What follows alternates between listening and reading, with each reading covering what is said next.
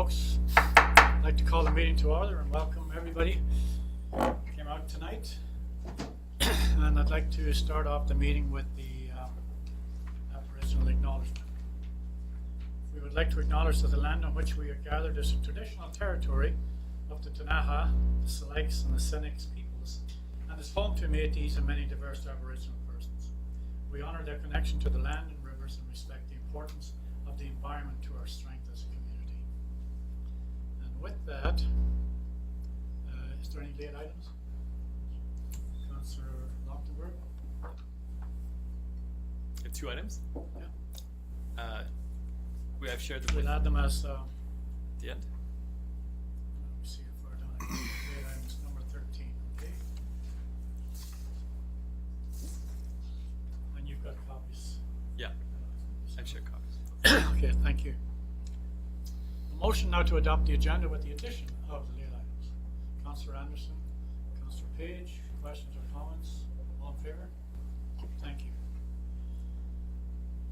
Adoption of the minutes of previous meetings. So we have several here, and I'll just we'll do them all together if that's okay with council.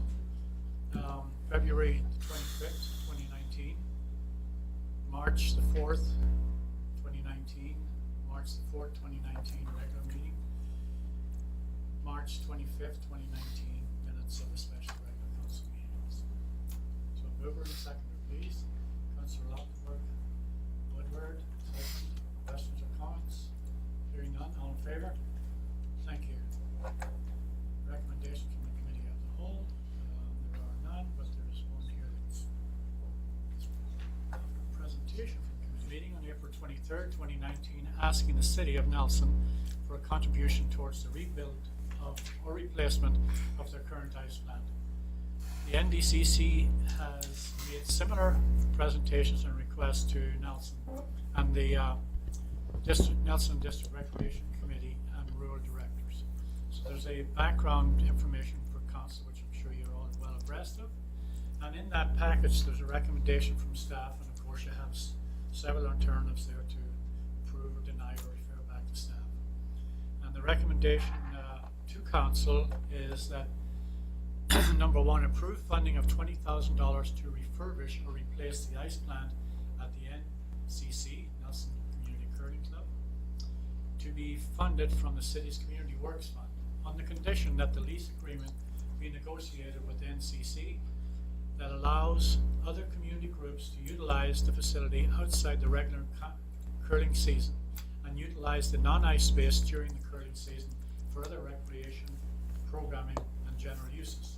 And we can do these together if it's okay with council. There's 1, 2, and 3. Want to do them one at a time? I'd like to make an amendment to 3. Okay, so we're doing one at a time. I'd like to make an amendment to 1. You'd like to make an amendment, okay. So, do we want to put it on the floor then as is and then amend it? Well, let's do them one at a time, obviously. Yeah, so we'll go for a division. Yeah. Okay, so we're okay with division, everybody? Okay.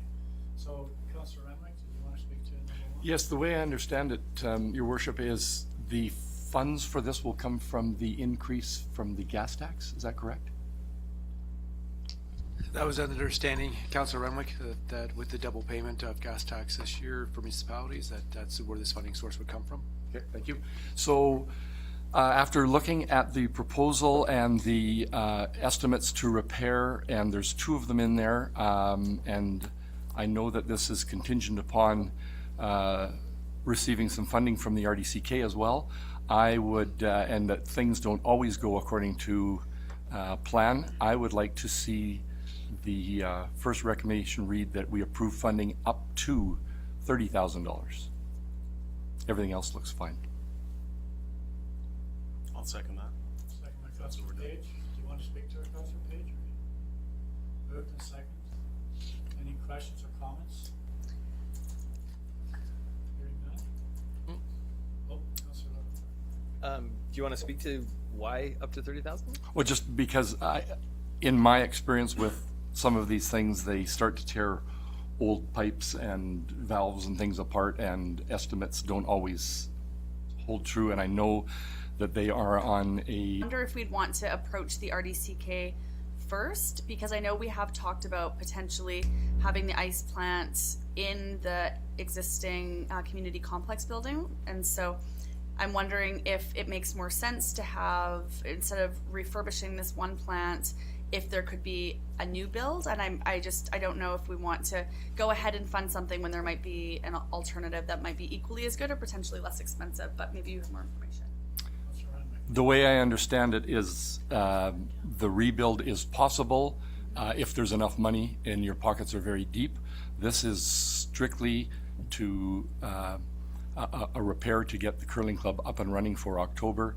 And then I believe that item number 3 will look at the future of that building and uses and what we can do with that moving ahead. But I feel that with the curling club, it's very important to keep that club operating. They've been around for over 100 years. They have not been subsidized by the city before.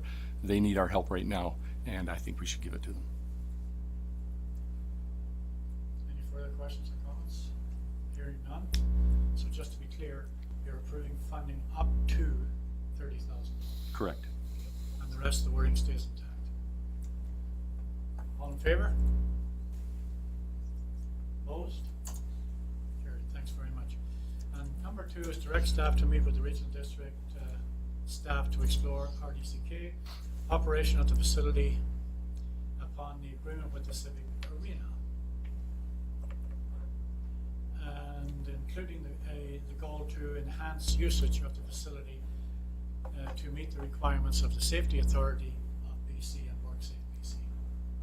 That's pretty straightforward, I think, that one. So we need a mover and a second, please. Councillor Page, Councillor Morrison, questions or comments? Hearing none, all in favor? Thank you. And number 3, I think you had something you wanted to. Yeah, I'd like to reword that one a little bit. So I propose that we reword that to council creates a task force committee to identify the opportunities to better utilize the Nelson campus, the current Nelson campus recreation facilities, including the NCC, and develop and explore development opportunities, including but not limited to improving recreation, housing, and social opportunities in the greater Nelson area. Okay, so that's quite a mouthful when you. Read First it of all, we again have, slower. yeah. Well, first of all, you should write it down, and secondly, we do have a rec commission that does that particular kind of work. They did the campus study, etc. So maybe that's the best place for. This For more, this segment. sorry, through the chair. Yeah, go ahead. What I envision here more is that we explore the other opportunities that are outside of rec, including looking at what it would take to develop housing on some of these facilities. I think we have a real opportunity here for a long-term vision, so I think we want to put this to a task force and see what development concepts can be brought back to us. And that's well outside of rec commission. Okay, so before we get there, Oh, I just wanted to comment. well, first of all, he's making a motion, Okay. so Councillor Page is making a motion, so we would need a seconder for it to get it on the floor and then have a discussion, okay? So it's second by Councillor Anderson. Okay, did you want to speak to it first? Councillor Anderson? Okay, Councillor Woodward. And then Councillor Morrison next. I like the idea of a task force because it's focused, and you cover a lot of ground with a focused task force. It's a very large piece of land, and it's right in, basically in the core of the city, and so I feel like there's a lot of opportunity there, and beyond just recreation, and to have that task force looking for opportunities there, I think would be a good idea. Thank you. Any further questions or comments? Councillor Morrison? Yeah, thank you. I like what you brought forward. I am a bit concerned that I would like us to see or put in there something to make sure that we're engaging with our regional partners. Maybe it's not the rec commission, maybe you put down regional partners, because I've been at the table too often to hear them say, you never asked us to participate, so go fly on your own. They've just struck, better late than never, a housing committee in the regional district. So one would think that they're talking about that they want to explore that with all of their regional partners, and we have a lot of experience in that. And it could be that perhaps, say if it was housing, not necessarily is it developed in the regional district, but the regional district would actually come with money to something within the city boundaries. So I'm just concerned that we have to include those strategic partners, because every time we pass one of these motions, they have access to what we've passed, just as well as anybody else that reads our minutes. And when we leave them out, they take that as often the opportunity to say, you didn't include us, so we don't want to come to the table. So I think we need to look at just tweaking that a little bit more. I think the expansion of what you've written there is fine, but I think we need to capture that regional district component in the language of that motion. So an amendment to the amendment of the amendments. Okay, well, we want to start writing here in a moment or two. The concern I have is creating a task force means more staff resources. So we need to look into how that's going to be handled and managed. Whereas we currently have a rec commission that meets and deals with the facility. And now, as Councillor Morrison is saying, if there is potentially a housing committee being set up in the regional district, and we have a housing committee within the city of Nelson, maybe we could work through those existing portfolios as you envision it. It'll take a lot of work to make it happen, and maybe those resources are already in place to make that happen. That's because all this costs money and staff resources, and we haven't really had time to flesh that part of it out. Well, Sit there. Well, through the, I'll take it to step back. Through the chair, I accept, I think that's a good option to word in there. As most of you know, I already have had a much more in-depth draft of this, but given that this is in the recommendation, I'd like to make sure that item 3 includes that we're looking at not just the recreational opportunities, but also all the other opportunities of those properties that are down there. And that's reasonable.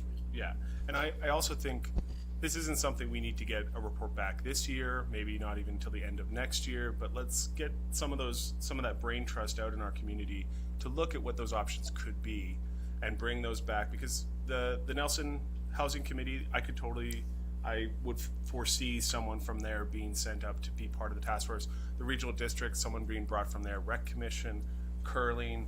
I think all of those people would be people we would want on that task force, and let them work through what these buildings could end up being, and get those projects and that planning in place so that when opportunities come, we know what we want to see at those locations, and we're not still trying to work out the politics of it. So, Councillor Whitwer. just to add to that, it's a large building that's going to need upkeep continually. Like, it's not, it will need work. So it's, how are we spending smart money on that building? And I think Councillor Page's idea is that we build up that information base so that, when a big issue comes in that building, we're not just we're not just continually patching it. We actually have a plan in place.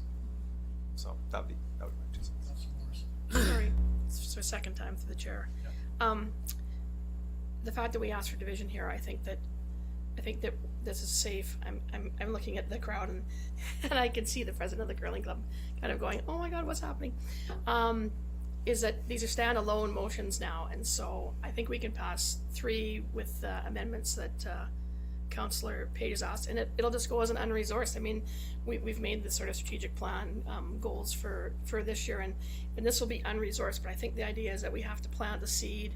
The public's getting to hear about this now, and I think that, I don't see that this would be something that we'd be assigning a So it's not task force. isolated. It's not isolated to the current.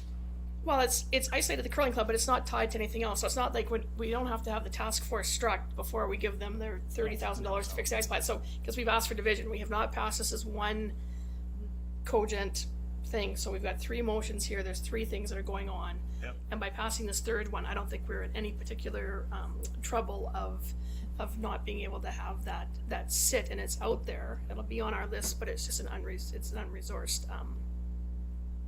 I will Yeah, that's fine. throw in just a small point of clarification, which is I'm leaving in the current Nelson campus recreation facilities, not just the curling rink. I think if we're asking this, we should ask for what is possible at that whole. There's more than just one city property there. Yeah. All right, somebody just texted me and said the video's not working. Okay. There you go. So there's a motion on the table to deny the temporary use permit. Moved by Councillor Luxembourg, seconded by Councillor Anderson. Any questions or comments? Hearing none, all in favor? Thank you. That council passed the following resolution, that the council of the City of Nelson recommendation to the Liquor Cannabis Recreation Branch denial of Quaz cannabis application for 752 Vernon Street for the reasons that it does not comply with the city zoning bylaw. Mover, Councillor Woodward, Councillor Anderson. Questions or comments? Hearing none. All in favor? Thank you. Get Councillor Renwick back here, please.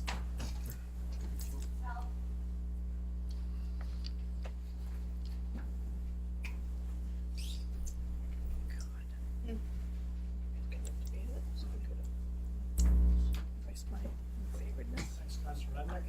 Thank you. Okay, so next we have several pieces dealing with finance.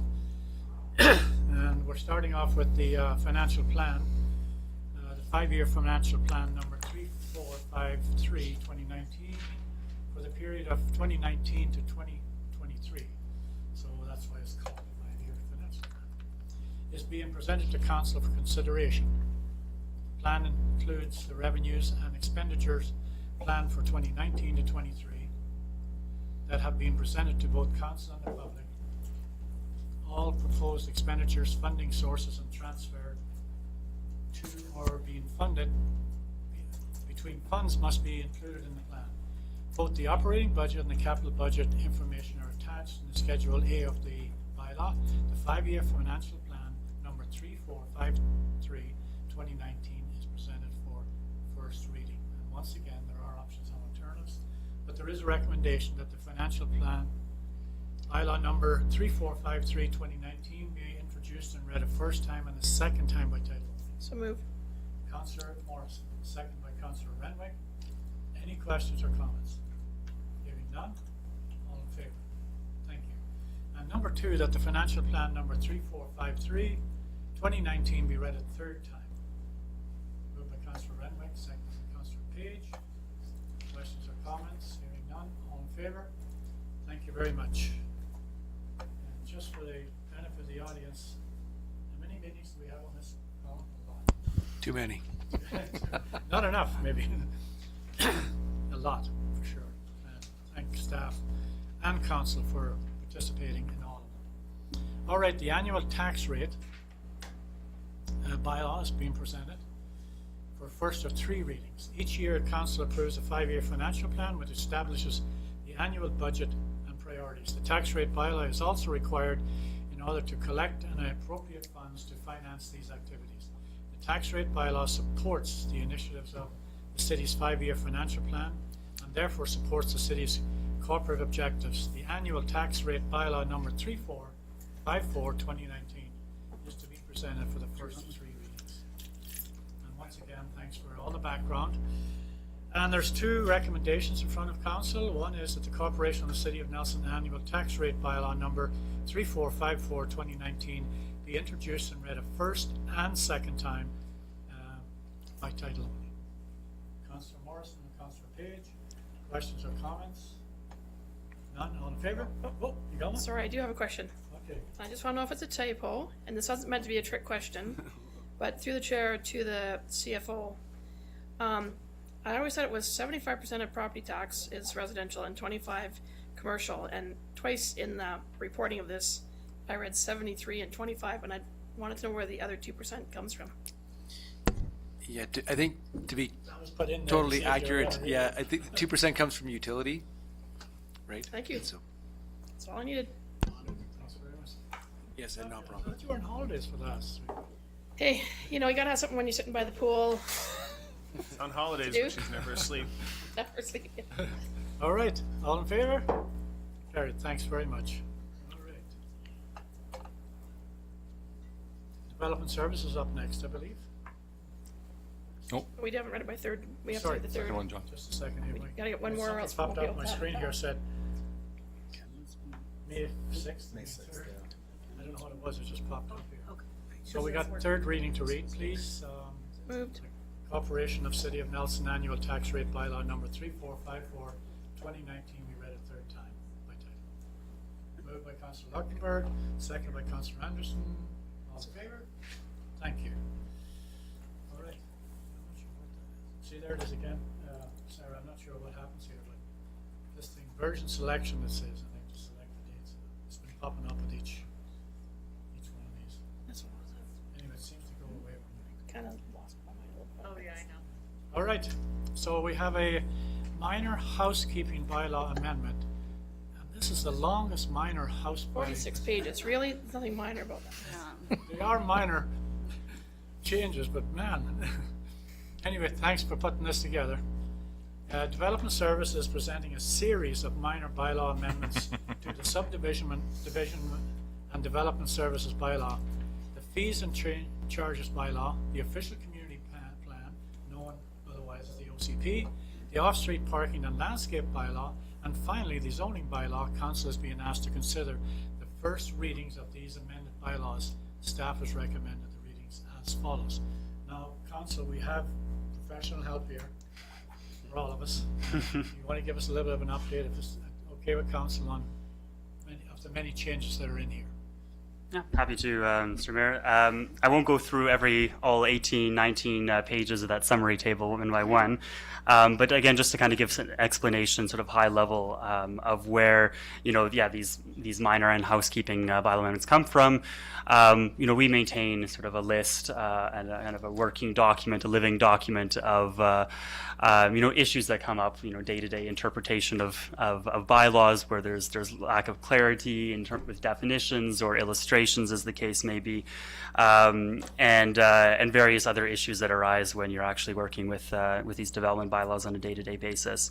In addition, that's sort of on the minor side. On the housekeeping side, as is outlined here in the background of the report, there's other changes that are happening above us, right? So recent changes in just past December to the building code meant, for example, having to remove a number of wording issues throughout the design guidelines, for example, for the downtown, where it talks about specific building standards, for example. So now the new Provincial Building Act doesn't allow municipalities to regulate above and beyond the building code.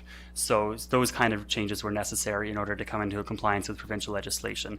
The building code was updated as well too, and unfortunately we weren't made aware ahead of time that accessible parking requirements were being removed from the building code, and only after the fact did it come to staff's attention that now we need to propose and write up accessible parking requirements to go into our parking bylaw. Other issues of contradictions, for example, on the fire prevention note, where having landscaping requirements, for example, that for winter design principles that don't make sense for summer wildfire season, things like this that come up. Various consolidations and clarifications. There's, for a long time, we've been struggling having landscape plan regulations that span both the OCP and the design guidelines as well as the landscape bylaw. It was confusing enough and difficult enough for us to work with as professionals, let alone for applicants who are having, for applying for their development permit, looking at two different bylaws, various sections, and we saw that there's an opportunity to consolidate this, bring it under one bylaw. Same thing goes, for example, for the curb cut and driveway access regulations. People weren't looking for them in the subdivision and servicing bylaw. Driveways have to do with parking, off-street parking. That's the bylaw that people are referencing when they're planning these projects, and it made more sense to staff to bring it under the same roof, dealing with parking and driveway access is all at the same time. And a couple of oversights as well too at the times of rezones. For example, the C1A zone that's for 205 Hall Street down here.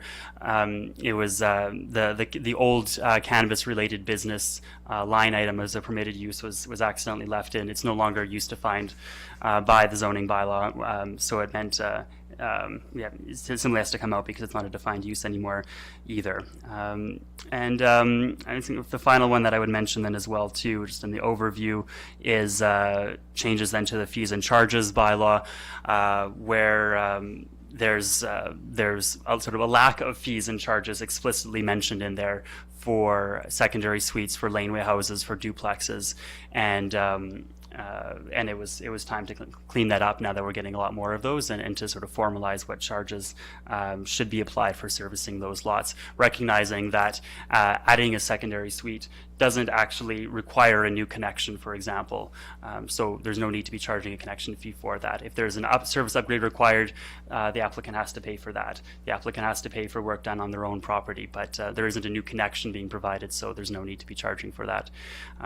So I think I would leave the sort of overview at that, and see if there's any specific questions on any of the proposed changes. Okay, thanks very much, Alex. Any questions?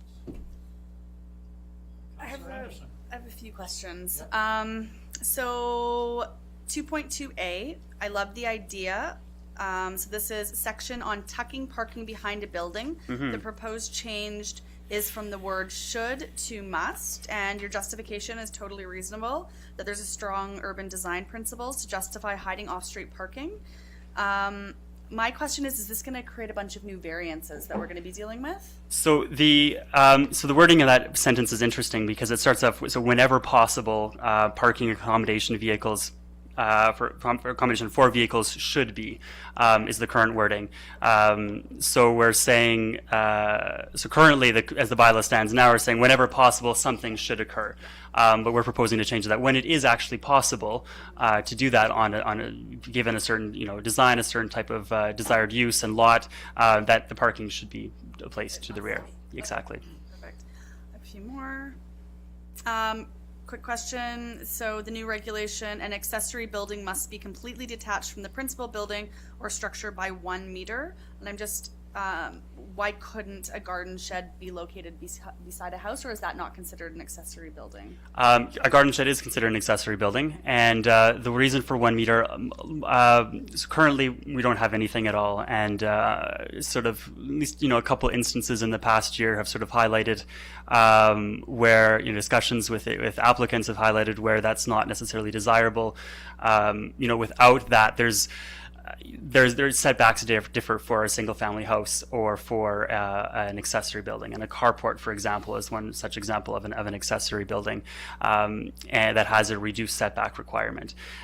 Theoretically, as it stands now, you could decouple that carport or object addition or something by a few inches, and call it then a detached structure, and therefore have a reduced setback for that.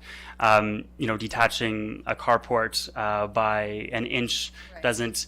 That's not what the bylaw is intended. The bylaw was intended for not having large structures, continuous structures being that close to a property line.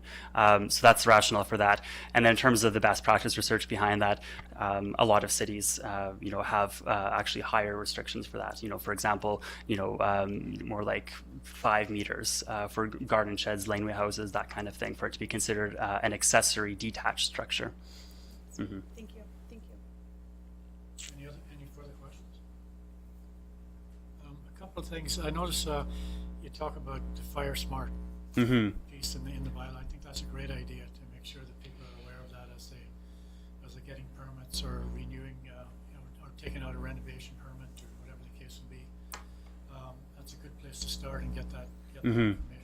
There's one other thing I wanted to ask you about, and it seems as though, maybe it's me, but is there a lot of temporary shelters popping up in town? There are temporary shelters, the parking structures, absolutely. That's something I haven't been directly involved with those conversations, but I know it is something that is on our radar and that we are talking about. And but we don't have any action planned on that at this time. Because I noticed some of them are actually being used as storage, and some of them are actually falling apart, and some of them are actually used for cars. Yeah. Most of them are not in compliance with setbacks for the most part. And I think so Pam, the director, and Sam, the senior building official, would be I think they've been talking about this more than I've been involved with. But it did come up in discussing these minor housekeeping amendments of including that. But they're not. That's not just starting to regulate those structures. And as I understand, there's pros and cons to that. And it wouldn't have been considered, I guess, a minor or housekeeping amendment, which is why we didn't want to push that into this current set of amendments at this time. I just wonder why it would be minor. Like, it's not minor to me. It's like, you know, you have regulations in here for all kinds of setbacks and structures. But that's, I mean, that's not, they're in contravention of pretty well everything that's in this bylaw. And yet and all, it's not being addressed. Please, Mr. Cormack. Comment on it? As far as I understand, where we ended up on that was they could only be used during, they had to be taken down during the off season. They could be used for during the winter season. They were supposed to be removed after that. I think it's more of an enforcement. So we do have some regulations. We can share those with council. It's, you know, that was for, I think, back, I think when you were. So Yeah. we can There- look at it again, but we do have regulations on there. I don't Yeah, think they're being enforced. Yeah. So I think it's more of an enforcement and could be updated. But There is a section in the general regulations in the zoning bylaw on temporary structures, but exactly as Mr. Cormack says, it's a matter of enforcement and sort of prioritization as well too for enforcement resources. I can see how they benefit some people, but they're not temporary, I can tell you that in many, many cases. Councillor Page. Yeah, my question, I noticed within this, and I have to commend your department again for a lovely list of adjustments to the bylaws. Obviously, someone had some fun with this. The energy step code, is it understanding that if we are no longer allowed to require anything above and beyond the building code, are we able to ask for energy step 3 or higher? Absolutely. That's something built within that. Exactly, yeah. And within the STEP code, there are regulations dictating how municipalities are able to adopt a STEP. But the STEP code is part and parcel of the building code, which is why we're able to why we're able to use it. And still, once even now, as some of the wording is being proposed to change here in the OCP, that even before reaching certain steps, requiring certain steps, the city can, actively promote, encourage builders to reach higher steps than are currently required. But it's different because it's part of the building code. It is provincial legislation, whereas other standards, Energuide, LEED, that kind of thing, that's not something anymore that that municipalities are allowed to require through a development permit or any other bylaw. Okay. I think it was called step code for that reason, wasn't it? Part of Work your way towards that, yeah. exactly. Just a supplemental, is that true as well for the Fire Smart, or are we able to continue to request and build into our regulations that people need to be meeting a higher level of what they're doing for the Fire Yeah, Smart? for fire safety, I'm not the best person to talk to on that, I'll admit. But yeah, that is considered something different. Yeah. Okay, thanks. Okay, Councillor Woodward and then Councillor. Sorry? Councillor Page already asked my question. Wait, okay, go ahead. Just in addition, to the Fire Smart piece, I feel like I personally would like to see the Fire Smart right at the top, really well defined, because it's something that it's quite a threat to our community, and if we can, make sure that any building going in has a good Fire Smart rating. Well, good news for you then as well too. So I think, as you know, so tomorrow night there's at the Adventure Hotel there's an open house on this, and our colleague, the senior planner, is Andrijancic, is working on amendments as well to that development permit area 3 that deals with the wildfire zones. So again, we did kind of have some discussions on how we were sort of splitting these up and what sort of fell under. So this current project that's before you today, and where it pertained to landscape plans as part of the landscape bylaw. I took that on as part of this side, but she's working on, and it'll be, I believe it's coming very shortly, in June or July to you, very much more sort of robust amendments to the development permit wildfire zone, exactly for that reason. So this really is the minor stuff here. There's more to come. Thank you very much. Thank you. Any further questions? Hearing none, okay, we got a long list of recommendations here, and I guess we gotta take them one at a time because they're all individual changes. So at the subdivision and development service amendment, retaining structure driveway amendment bylaw, number 3448/2019 be introduced and read as first and second time by title only. Moved by Councillor Page, second by Councillor Woodward. All in favor?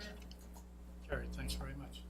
That's one. Two, that the subdivision and development service amendment retaining structures and driveway amendment bylaw number 3448/2019 be read a third time by title only. Moved by Councillor Lockenberg, second by Councillor Page.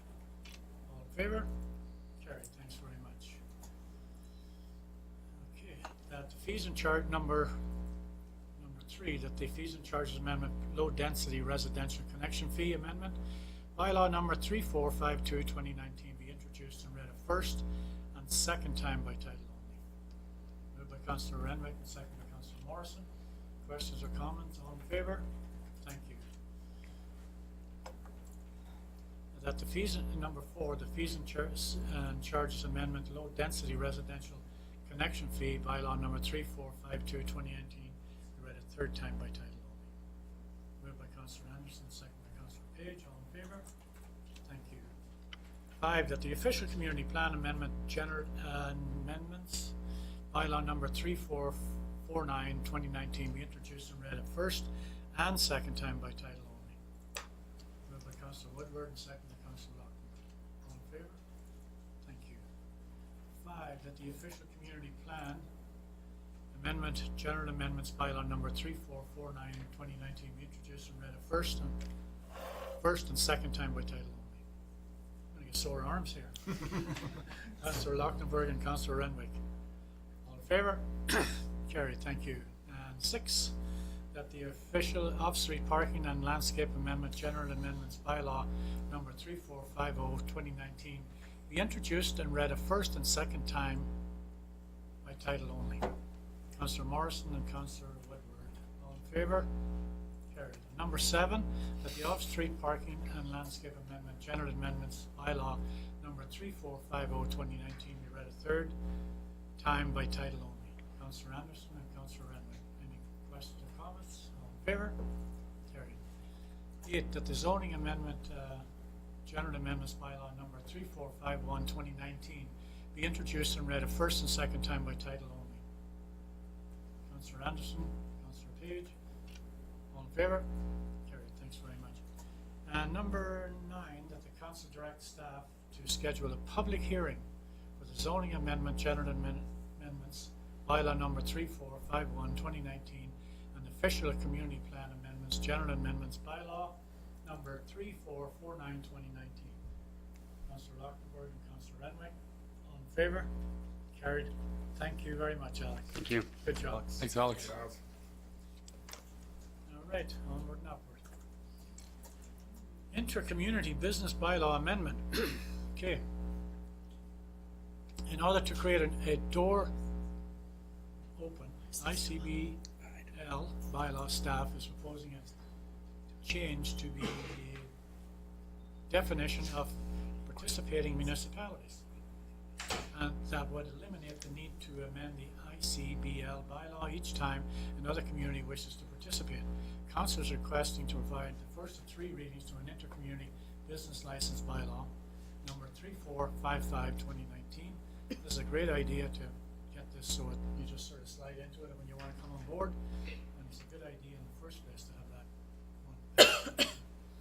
All right, we need a mover for, there's 2, Does sorry. everybody understand what these are? Could you, it allows us to, if you are a business that operates in, say, 3 municipalities, instead of you having to get a business license from Nelson, Castlegar, and Trail, you can get one, what we call intermunicipal intermunicipal business license, which allows you to operate in those 3 jurisdictions, and we share that fee between the 3 municipalities.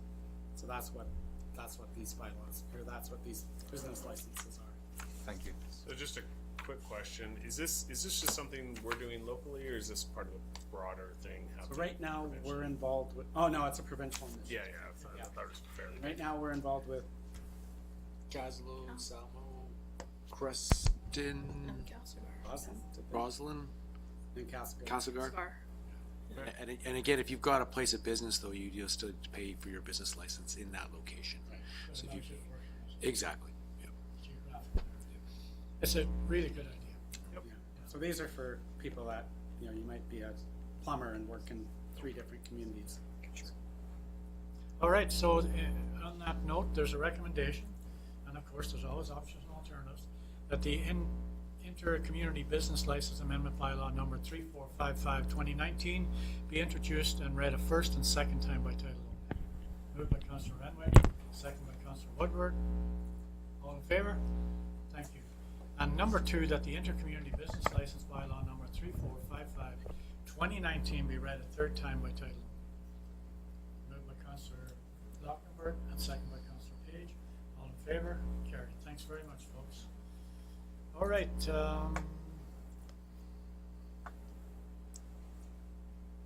Next is the number 10.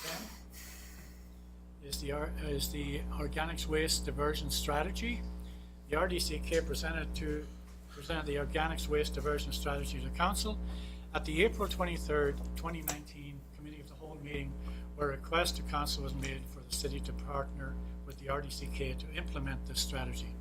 Council is requested to provide the RDCK with a decision on whether they will collect organic waste curbside. This is necessary to allow the RDCK to determine project organic volumes to finalize the grant application. Now, there's an extensive report attached to this, and if you want me to read the full thing, I'll be happy to do it, but that could take a while. However, there are several recommendations, and I know that you've gone through it because it has been a topic of conversation among a lot of people. And there is a recommendation, and of course, again, there's options and alternatives. And number 1, how do you want to do these? A, B, C, D, E, F, and G? Or what would you suggest to be the tidiest way to handle this? Well, I wanted to make an amendment if we were doing it all together. Yeah. Let's do it one at a time. So hang on a second here. So I think there's two main Pieces, yeah. resolutions, Right. and there's a bunch of conditions. You can decide which ones You wanna makes pull it. out? So let's start off with number 1.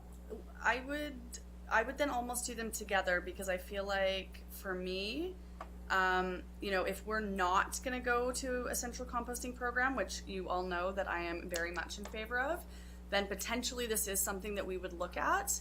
So are we having the right debate first in the right order would be my question. So you're proposing putting them together? I would put them together, Or just swap the order. but then I'll have an amendment for them, which I've all sent you in your inbox. Together.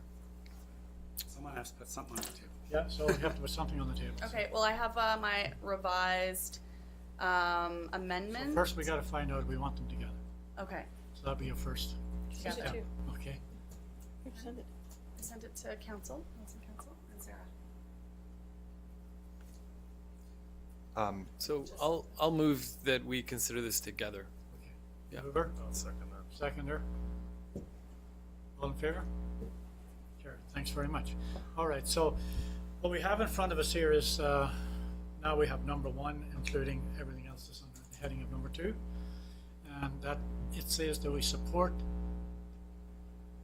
and expand the food recycling pilot to include a minimum of 200 households for a minimum of period of 1 year.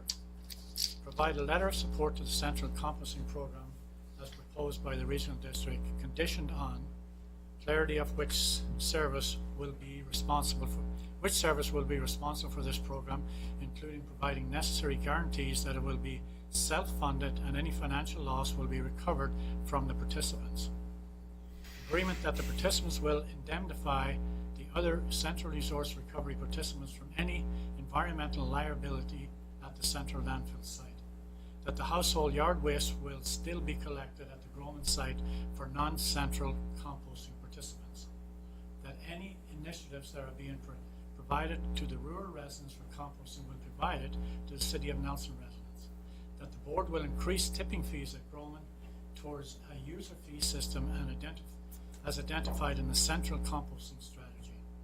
That in the event that the home composting program is unsuccessful, that the RDCK will allow the city to implement a curbside composting collection program if it chooses, and that the regional district will process the material under the central composting program.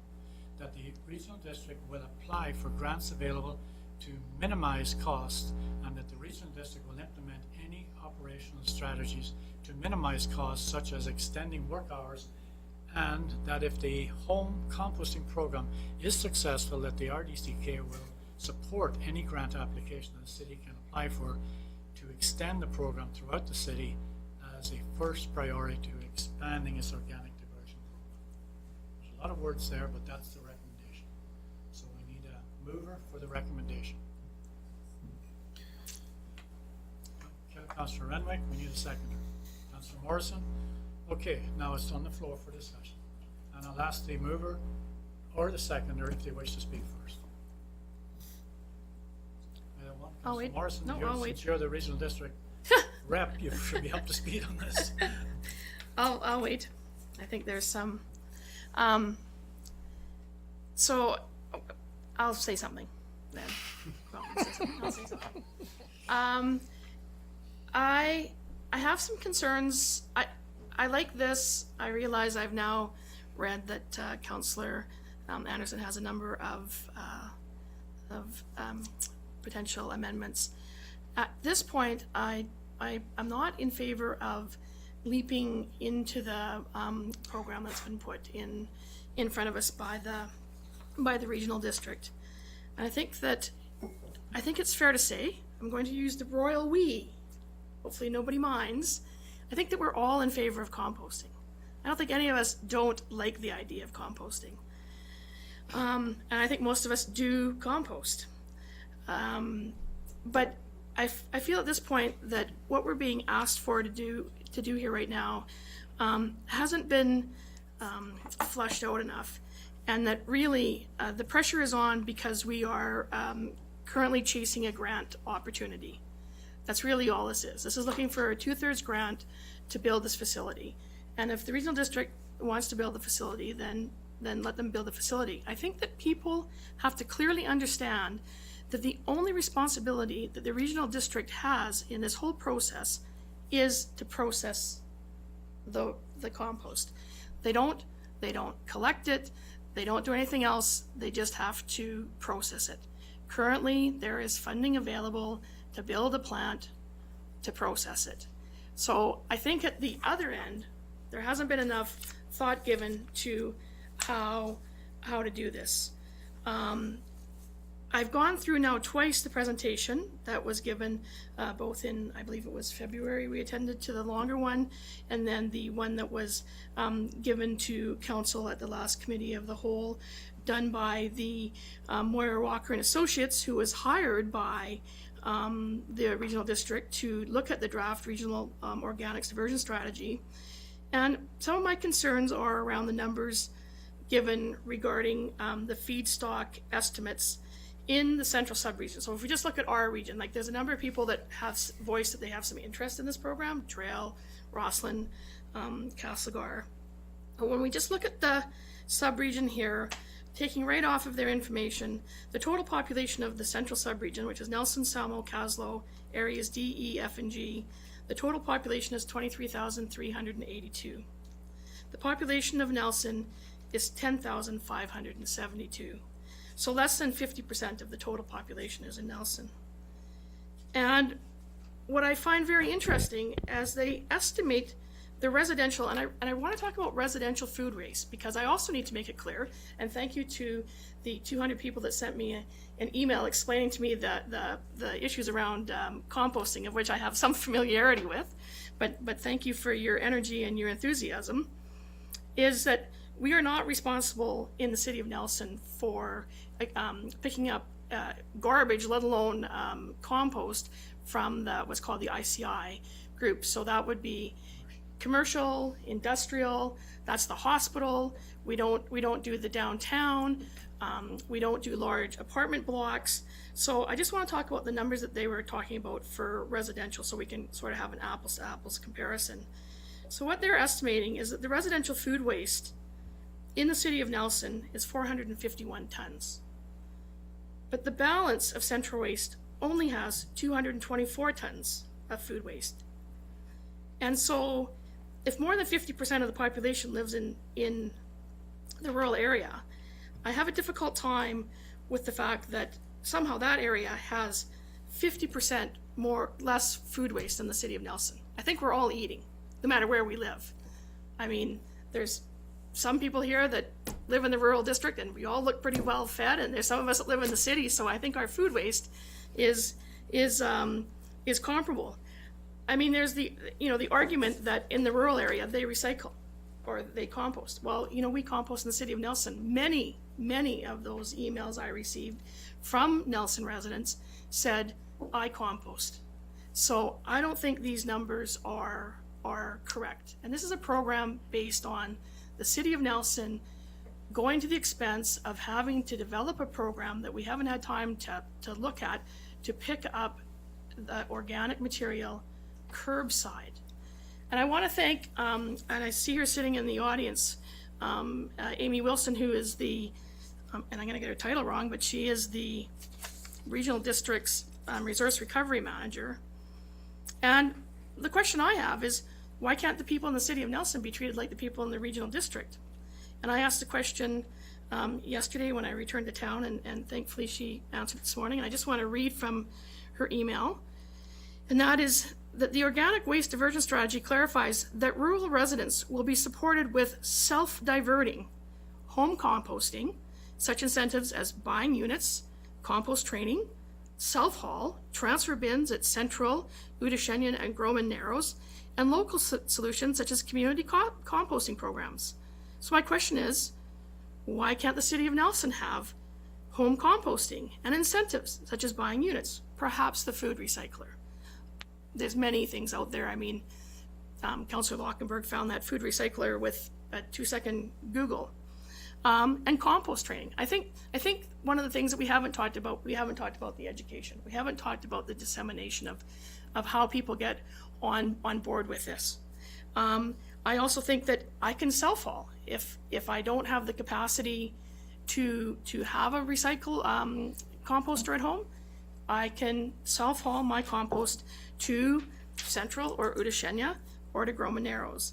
And I also think that what we've been asking here for is the opportunity to develop a Made in Nelson or a local solution. So, I mean, those are just some of the things that come to my mind. I think that you can't make assumptions that because you live in the rural area, somehow you compost more or eat less than you do in the city. And I think that people with the best intentions have failed to realize that the city of Nelson is not responsible for all of the food waste that occurs. So whether it comes from large supermarkets or whatever, I do truly believe that if this program, no matter what it looks like, is to be successful, because at this point, the regional district can go ahead and build this plant. They don't need the city of Nelson.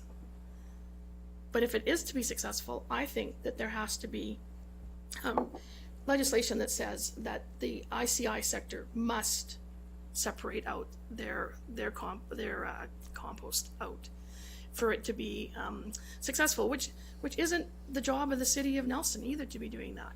So at this point, I'm just not comfortable with saying that we want to go forward with the compost program. I know that Councillor Anderson has said, she thinks this is that we got to do it and we got to do it now, and that's fine. And she's going to have her opportunity to talk, and I might ask for a second opportunity.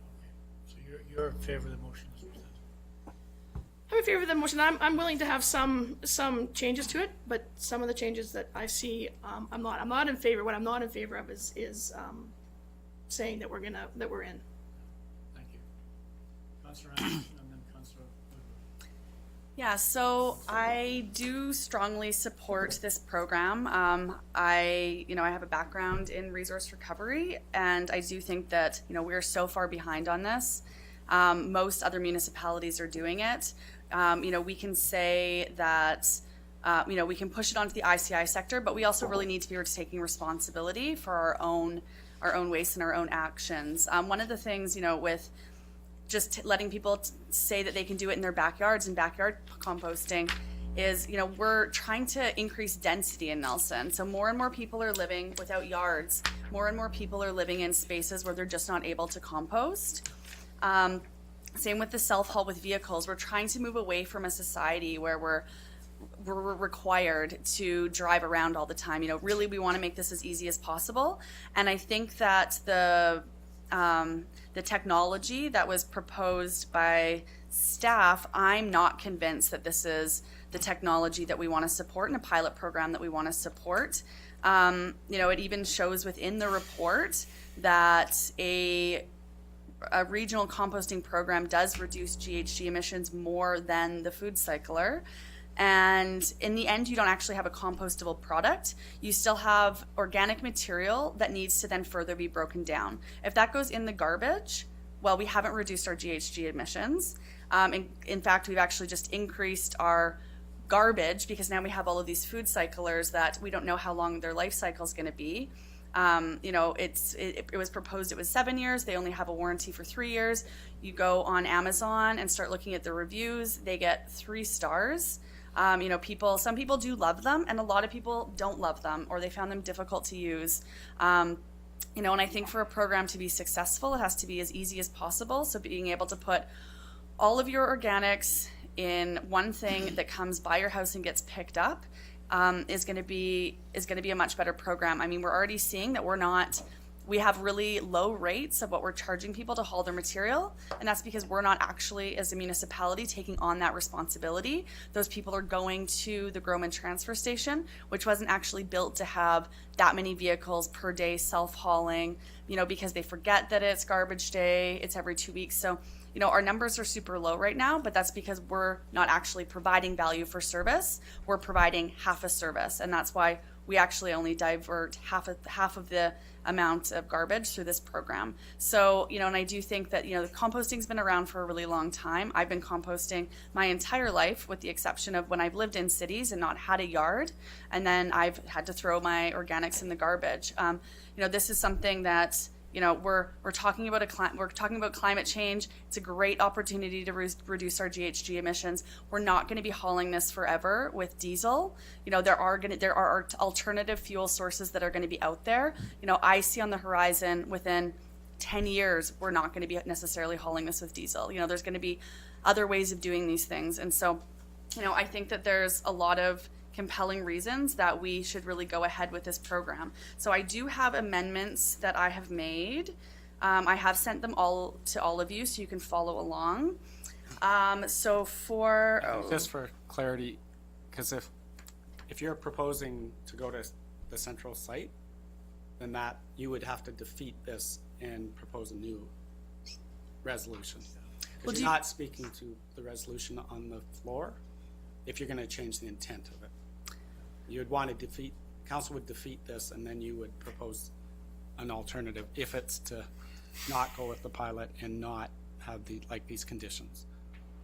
That would be defeating this resolution and putting it something different. I don't have what you had proposed though. Okay, I mean, maybe I can explain what my changes would be, and we can see if it would be changing the intent, because my understanding that you can flip a motion from the positive or the negative, and that's something that can be commonly done. So I think that this is something that's that would be allowed, but if it's not, I'm new and I'm learning, and we'll find out. So the first thing would be to strike clause 1 off of strike clause 1 modify clause 2 so that the City of Nelson approve in principle the partnership with the Regional District of Central Kootenay in that the City of Nelson will collect residential organic waste via curbside collection program and provide a letter of support indicating our participation in the organics composting program to be used in grant funding application. Then strike. So that would That's defeat, changing. that would, Okay. you want Okay. to, you'd want to defeat That's this. not and amendment. then- Okay.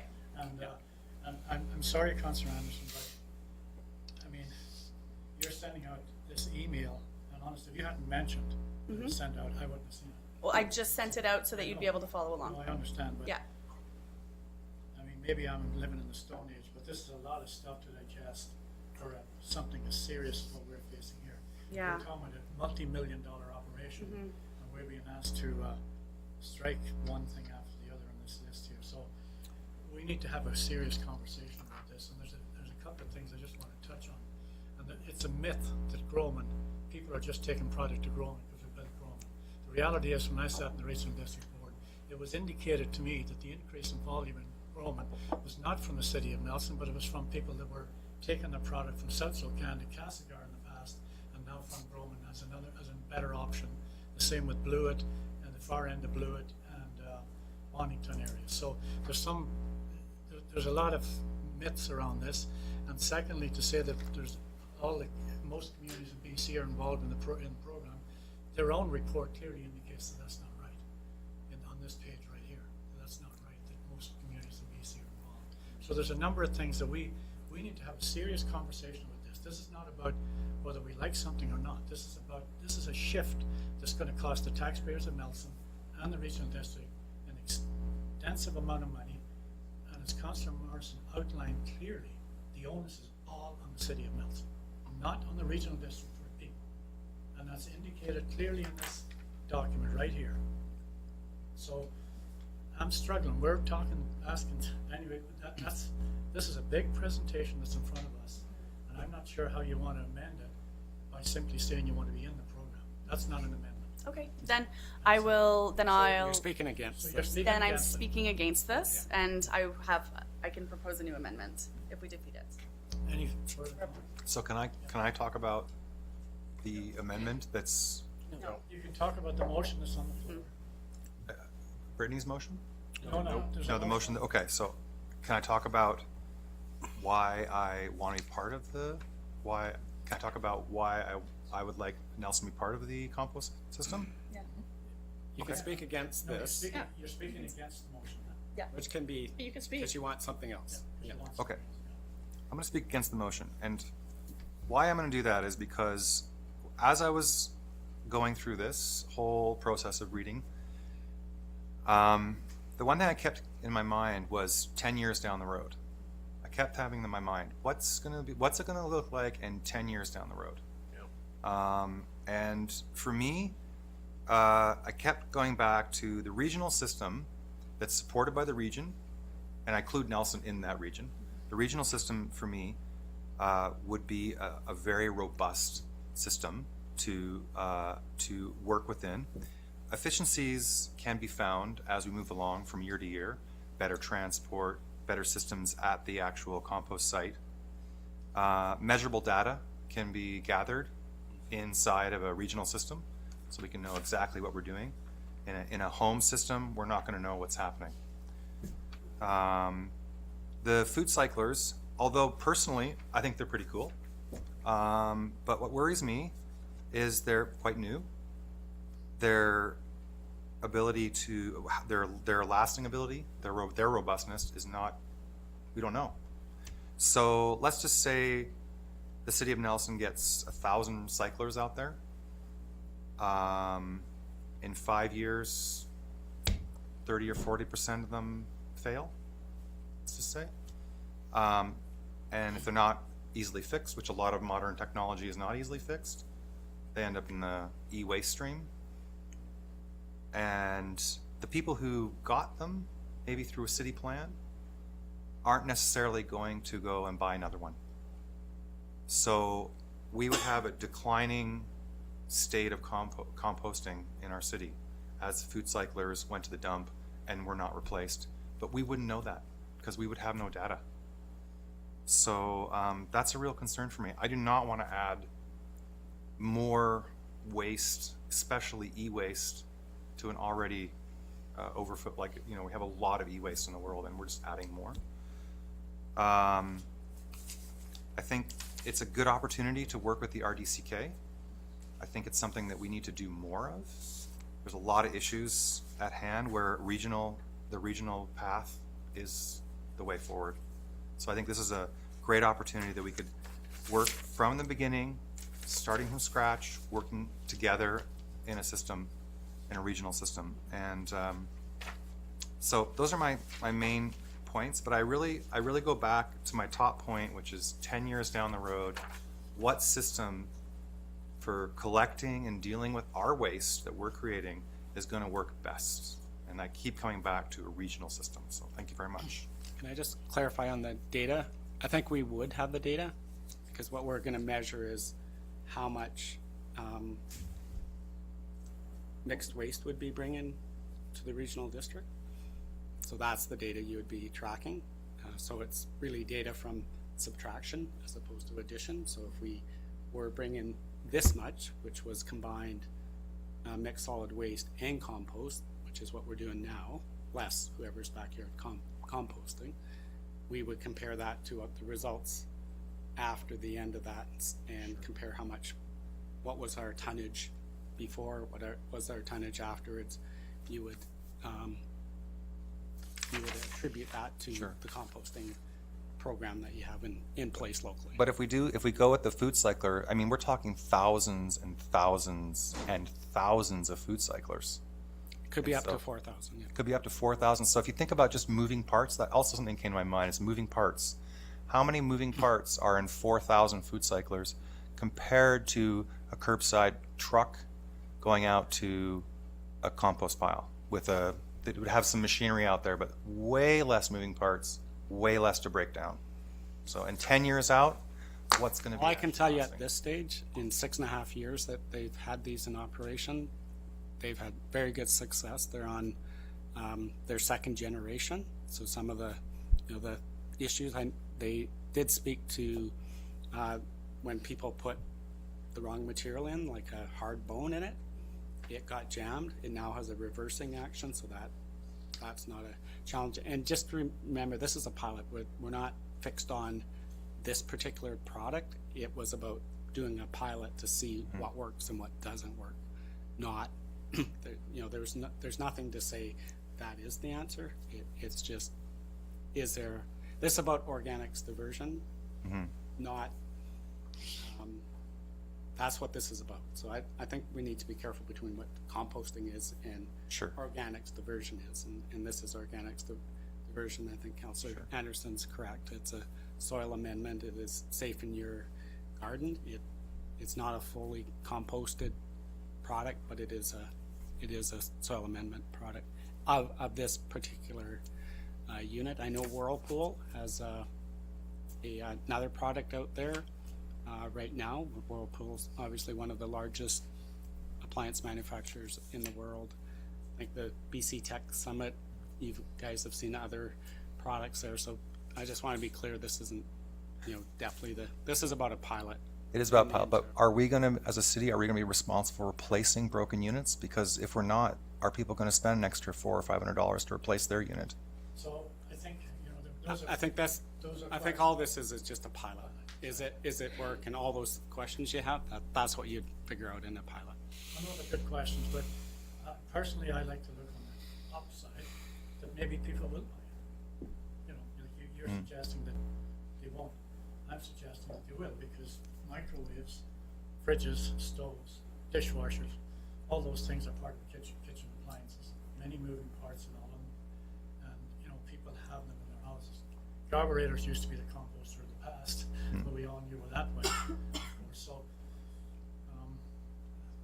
I think I actually believe to be optimal, because we buy electric kettles, can openers, put them on our countertop. We buy these things as council.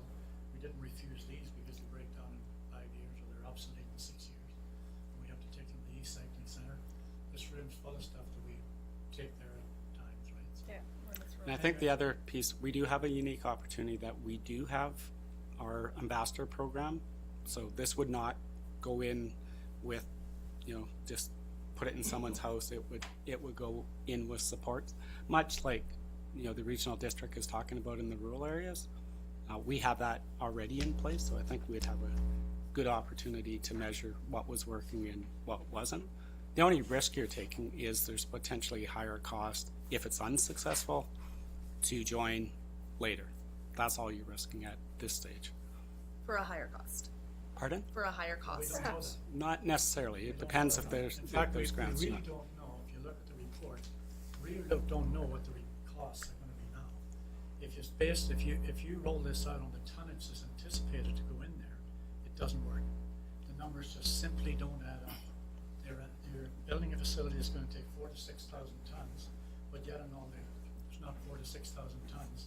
Can I just want to clarify that, because I did clarify that with Amy. The difference between the two is yard waste.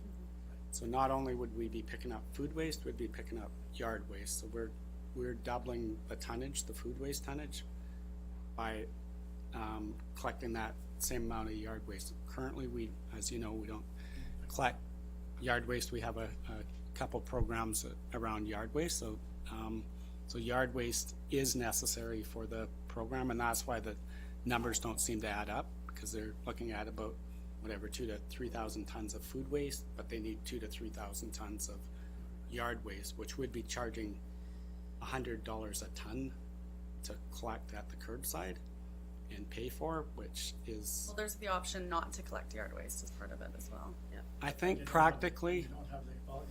maybe Colin or Amy want to speak to having just that food waste sitting around might be quite problematic. I think they mix it with the yard waste to keep that smell down and not be as nasty of a product. Okay, thanks. Councilor Page, I was up. you're next? Sure. Yeah. Thank you, the chair. I like to look on the upside as well as the mayor on this, and that's why I'm going to be speaking against the motion.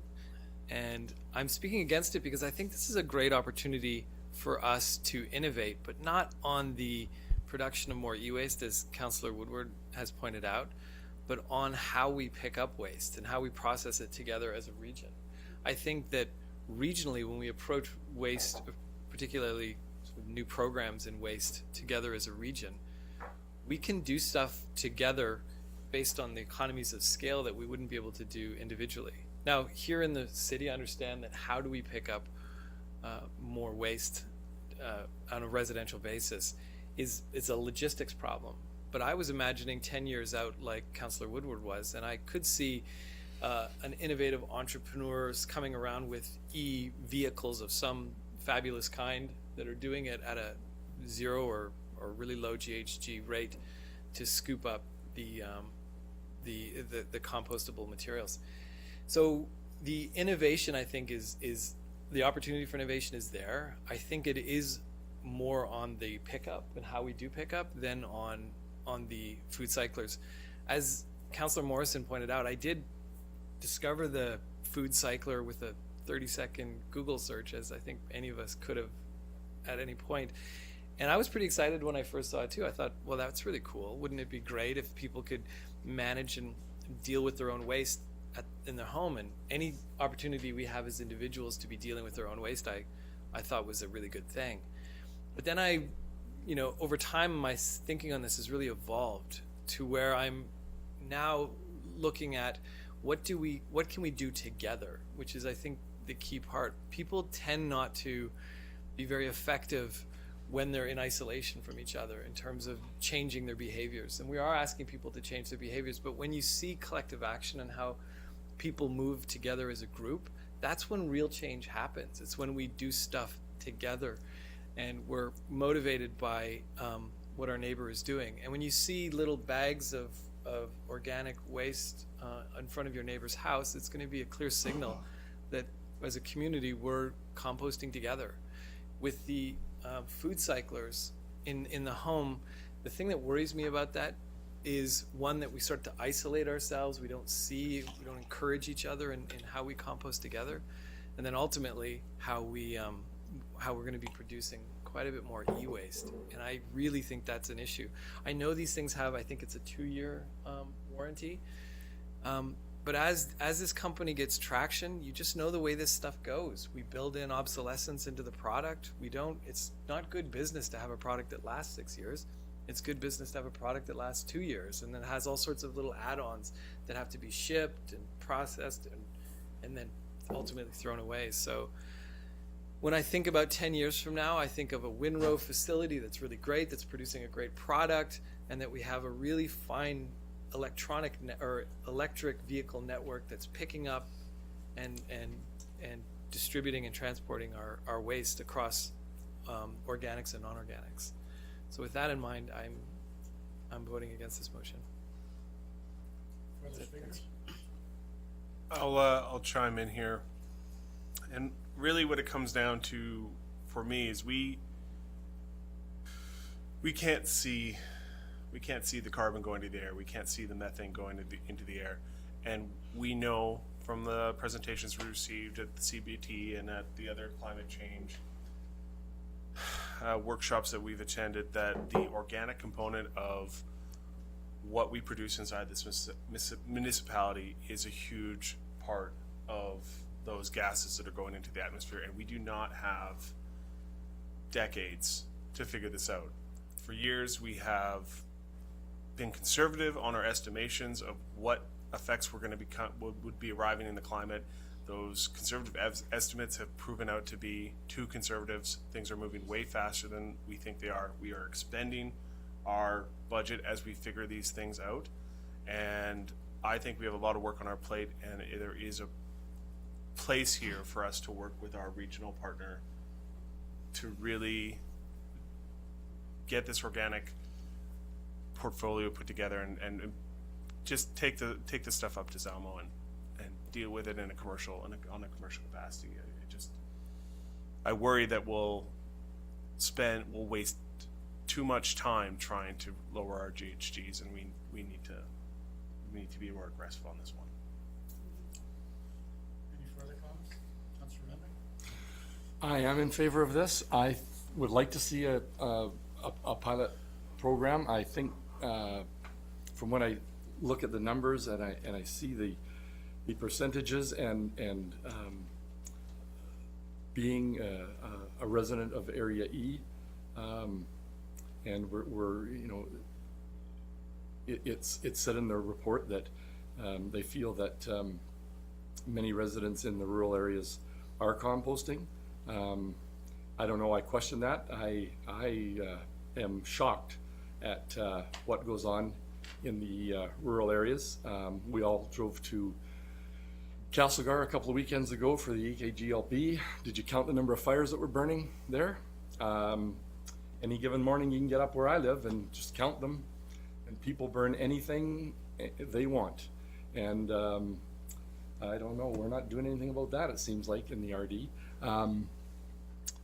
Drive to the transfer station. I think if you're doing that, if you're not composting in the RD, you've got to drive there anyways. And quite honestly, I would rather have somebody drive there in their Toyota Corolla than have to drive up and down the streets in a diesel truck, because I'm sorry, we don't have the technology right now. It might be 10 years, and when it does come along, those things aren't cheap. And you mentioned warranty on the units. Well, yeah, cars have a 3-year warranty and they last a lot longer than that too. So I just think for a number of reasons, I'm in agreement with Councillor Morrison that there needs to be a robust educational program on this, and it's not going to happen overnight. It takes time, as recycling did, and not everybody today recycles as well. So those are just my thoughts. I know it's a tough one on all of us, but I would like to see this move forward. Any further speakers? I'd just like to say, we talk about the educational component, and I think that, that is really important and something that's critical, but We've also been educating people on things for years and they haven't changed their behavior. You know, composting has been around forever and there's a ton of people not composting. You know, we've had a regional recycling program since I was a child and there's still people that can't figure out how to use it. Even though there's signage, there's information that goes out. You know, I am always in favor of education. You know, they have a great program called Beyond Recycling that goes into the elementary schools. It's fantastic. But if we really want to have change and to reduce our GHG emissions now, then this is the program that's going to get us there a lot quicker. And I know it's the perception of having the diesel truck go around town that's actually worse, but a bunch of individual Corolla trips is actually more GHG emissions than one diesel that has a route. And they've done this, there's been lots of studies done, particularly in terms of like delivery services or people going. So that's without question, it's actually lower GHG emissions to have it curbside pickup than to have something going back and forth. So again, I think we should defeat this motion so we can move on. On that note, keep in mind there's no guarantee that if you go to this closed program, that people will divert their organic waste in. So Except we're seeing it in all of the other communities that it's in, so. But I don't think at these diversion rates, if they're, I said I don't think at 100% diversion rates, which is No, not kind of 100%, estimated of course. here. Just on, can I just comment on the education piece or the doing this together? Because the program pilot we're looking at here is actually what they're looking at doing in the rural area. And you have to remember, Nelson is not a bunch of farms. It's actually, our rural neighbors are a bunch of subdivisions and individual homes. We're not a typical rural farm. Yes, we have some of that, but when you think of Johnson's Landing, Blewett, Tagum, all those communities are residential subdivisions who are much more like us than a rural, you know, yes, in Blewett area, they have some of that, but I would suggest that a lot of that population is very similar to Nelson residential population being in subdivisions and single family lots. So the program they're proposing for those residents is the exact pilot that we would like to do. That would show you whether what they're looking at doing down the road is actually can be successful. And in fact, instead of delaying what we're doing, I think we're actually getting a start on it tomorrow versus 2022, which is proposed here. So if you look at this report, listen up, it clearly indicates exactly what Kevin just said. Is what the Regional District of Central Waste is proposing is for residents in areas without curbside, RDCK will design and implement a program to increase awareness opportunity for self-managed organics, which is exactly what's on this page. That's what Be the exactly the pilot. city of Nelson is proposing. And I can just, The same thing. the only other thing, I'm very well, I've read that multiple times. I know exactly what's in it. Yeah. So why, the question I would have is, if that's okay in the regional district, why wouldn't it be okay rural area. for the whole area? Why would we have to be different? I just can't fathom why this program is fine for rural residents, and of course you would know, you're a rural resident, so you'll probably get this program. You'll be offered an opportunity to do in-home diversion, and yet and all, we're not prepared to offer that up to our citizens. That's the question I have. Councilor Morrison, do you? No, I do have some things to say. I can say them sort of. Now I have other concerns only because of the fact that I know that if this gets defeated and I see 4 votes, so it's kind of you know, I can continue to talk. Maybe I can sway somebody's opinion, but I somehow doubted at this junction. But in terms of the fact that I've read what's going to come before us, there's a few things too that that we need to consider. And just from the conversation on the table, we keep talking about the regional system, and we can call it what we like, but I don't know what's regional about a system where 50% of the population doesn't have to participate. To me, I don't see that as a regional program. And basically, those people that live in the rural area are gonna self-manage. And if they can self-manage, like I started at the very beginning, is why aren't these things still opportunities for us to self-manage in the city? That's not a regional program where I'm paying and the other 50% of the people are not paying. And I have a concern. These costs aren't going to be cheap. There's two of you that sit on the housing committee. And everything goes up. And so there's a cost with this. And maybe the cost balances itself out when somebody does this calculation for me on the GHGs, that it's going to be worth the fact that these extra costs are going to come, but we also increase taxes every year. And so there is a financial implication in this program. And I think we need to be judicious about jumping into it when we probably, I sat here for 4 years, I'll be honest, we probably didn't delve into this enough then. And this program did not come out at the beginning of our term. This program, this whole movement, because of the now available grants, only started in late 2017. Yes, there's been the requirement for the resource recovery reports that need to go to the Ministry of Environment on a 3 or 4 year cycle, and there's always been a line that talked about composting. But I do worry about the costs to those that are on the verge when this gets added to increases in taxation, increases in utilities, and now we're going to have a significant increase in garbage, so we can have, whether or not it's the hydro-powered truck or the electric truck, or we can somehow fly around and pick up recycling. There's a cost. There's a cost. I'm concerned about the cost. And, you know, if I thought we were all composting together, I'd be in, but we're not, because 50% of my fellow regional members within Central Waste are not going to be sending off their compost. So I have a problem with that. And then the other question then is, if education doesn't work, then we're really in a pixie, because then are we going to enforce that residents must compost? Are we going to be inspecting every garbage bag? Because I can tell you, if I was 85 years old and I was on my own and I was peeling a carrot for dinner, I'm probably not going to put those carrot peelings somewhere else, or my coffee grounds from that morning. I'm not going to save them somewhere so I can put them out on the curb. Are we going to, you can smile, but I mean, are we going to enforce? Are we going to make it a requirement that residents in the city of Nelson, because of course this is the only place where the rule book applies, are going to have to compost?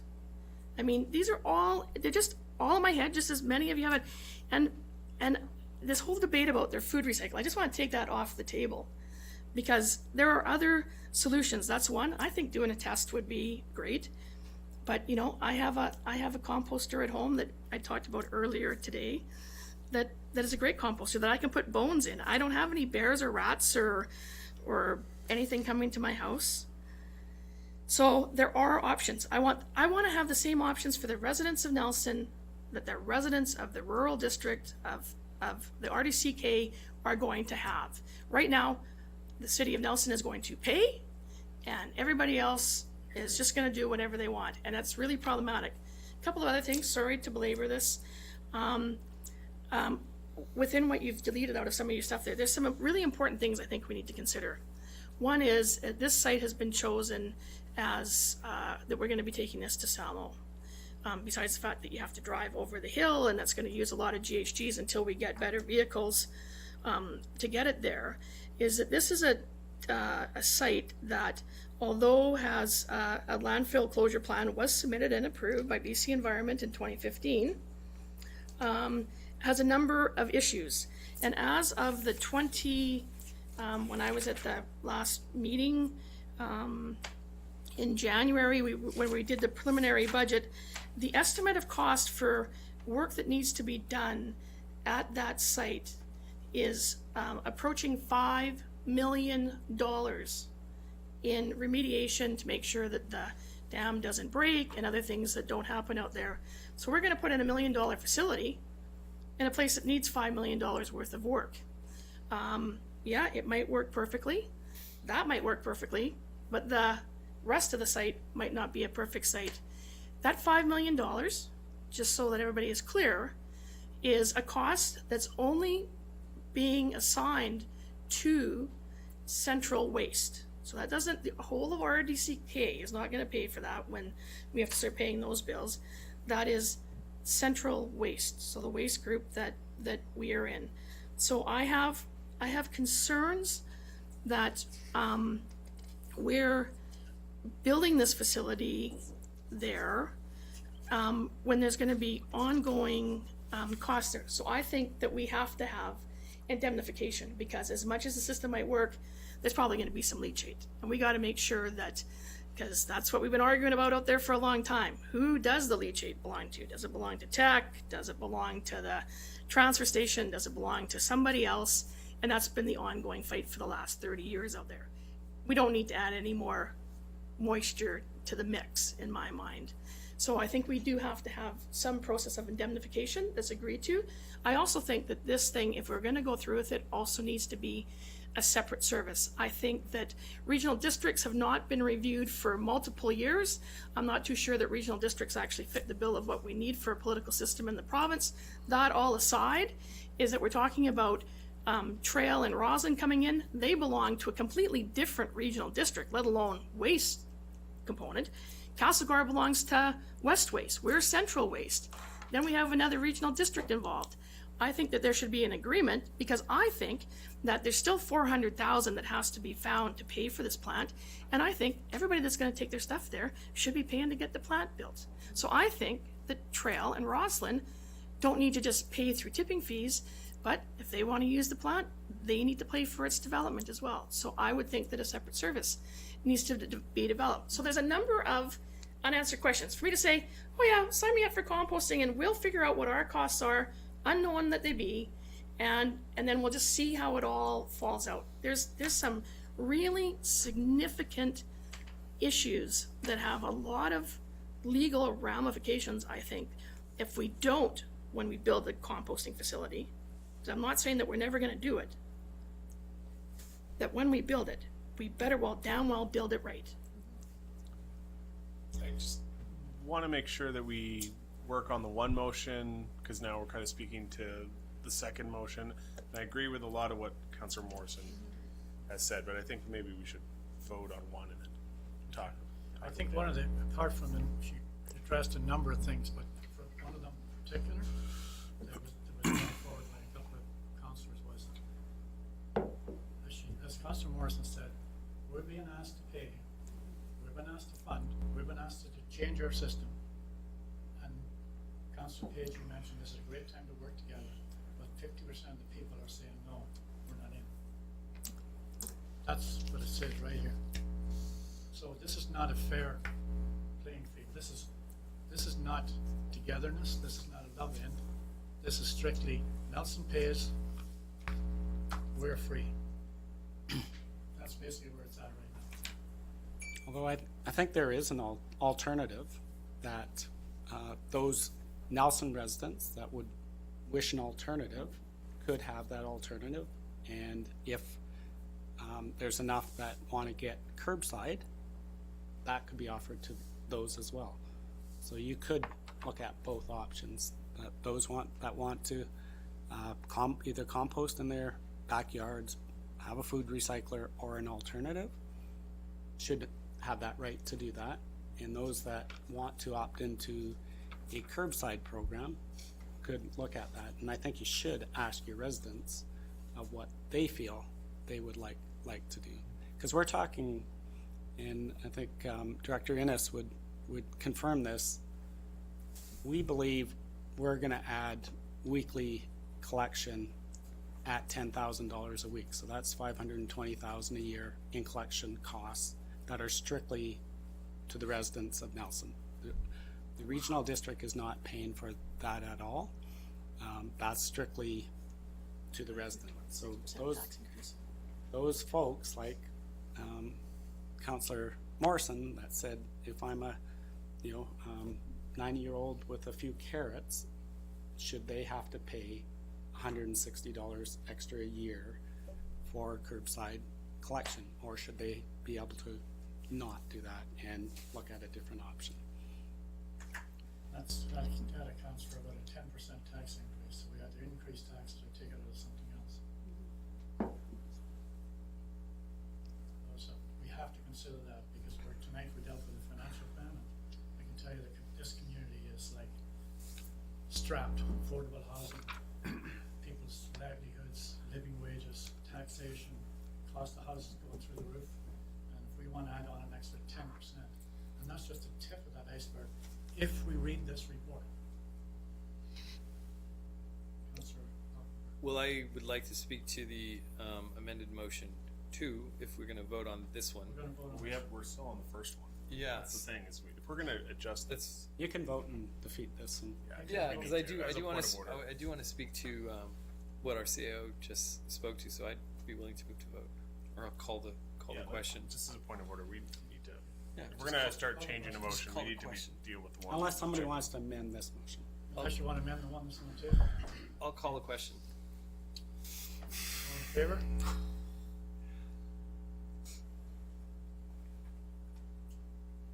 Opposed? Defeated. Okay, now we need something else on the floor. Yeah, I have something else I'm going to be sending out, and I'm happy to, if people want to amend it, I can read it out to everyone. Maybe we can So, Print it. print that, yeah. We need to print it's that the City of Nelson approve in principle the partnership with the Regional District of Central Kootenai, in that the City of Nelson will collect residential organic waste via a curbside collection program and provide a letter of support indicating our participation in the organics composting program to be used in the grant funding application. And then A, clarity of which service will be responsible for the program, including providing the necessary guarantees that will be self-funded and any financial losses will be recovered from the participants, and that the board will increase tipping fees at Groman towards a user fee system as identified in the central composting strategy. So that's what I'm putting on the table, and then I would like to speak to why I excluded some of the other items from that. So Councillor Anderson, just hang in there with us for a second. Sarah, did you guys get that? Yeah, I've got it. Okay, do you mind taking a moment and going printing it? So that we have it in our hand, I think it's easier to. You need a second to vote first. First or second, Councillor Lockton. Thank you, so we just take the time out. Gabriel, can you not put it on the screen? Is that not a? Well, we probably can, but I think it'd be fair to have it. Yeah. And then you can jot right I on don't the. need a copy of it. You can jot right on the amendments.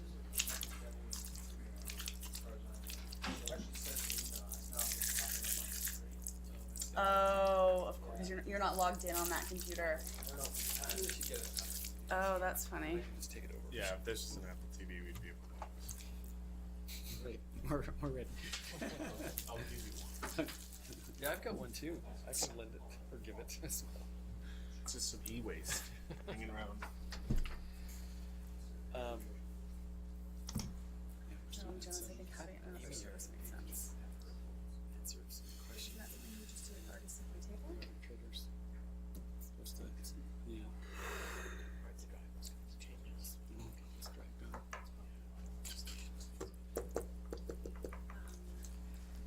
Like having the opportunity to be in. So how about that local sports team? Yeah, they did so good. They made the playoffs in the. Well, there has to be a way out of this. I mean, well, I'm gonna vote no, but it's left one. For you guys, know what's the climbing crew have pretty exciting proposal. Great. Oh, for the Correct. Rec Commission? Yeah. Yeah, yeah. I think we'll be busy now that there's. They is that the beside the Civic, where the old arena where that park really parking It's lot. funny, like my grandma, Are she's you talking about the little 87. house? No, but between the end of the old Civic Arena and Hall Street? Yeah, exactly. Yeah, that's, yeah, Is it doing anything right now? parking lot, just parking, I think. Because they're going to come forward with a Because I proposal to compost that in build the backyard. like an Olympic caliber climbing gym. We mulch all the grass.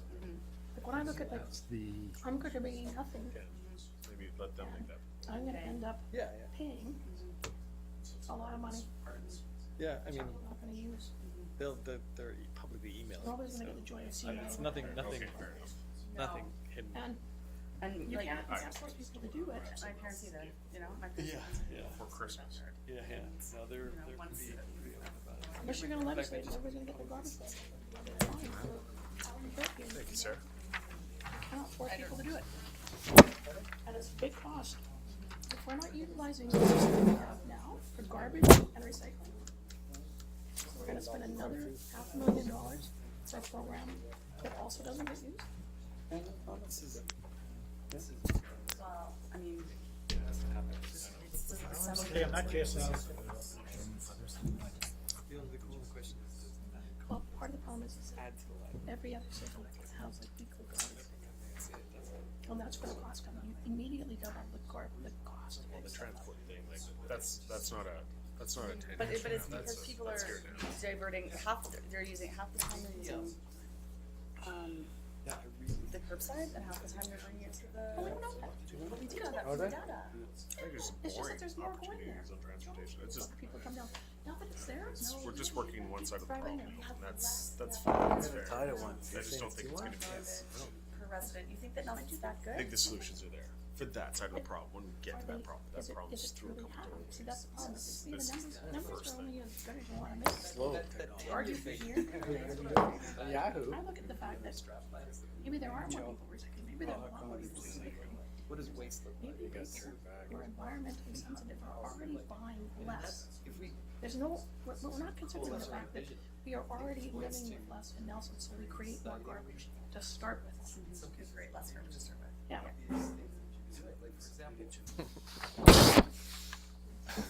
Do I have a seconder?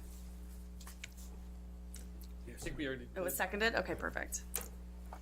Okay, so in terms of so I took the indemnity clause out because we are already liable, and I don't see how we could push that on to our partners. So and maybe this is me having a limited understanding. And if it needs to go in there, it can, we could put it back in there, but I don't know how we would, we're already a part of that facility, so how could we remove ourselves from that liability? That doesn't make any sense to me. It's the other parties Yeah. that are coming in.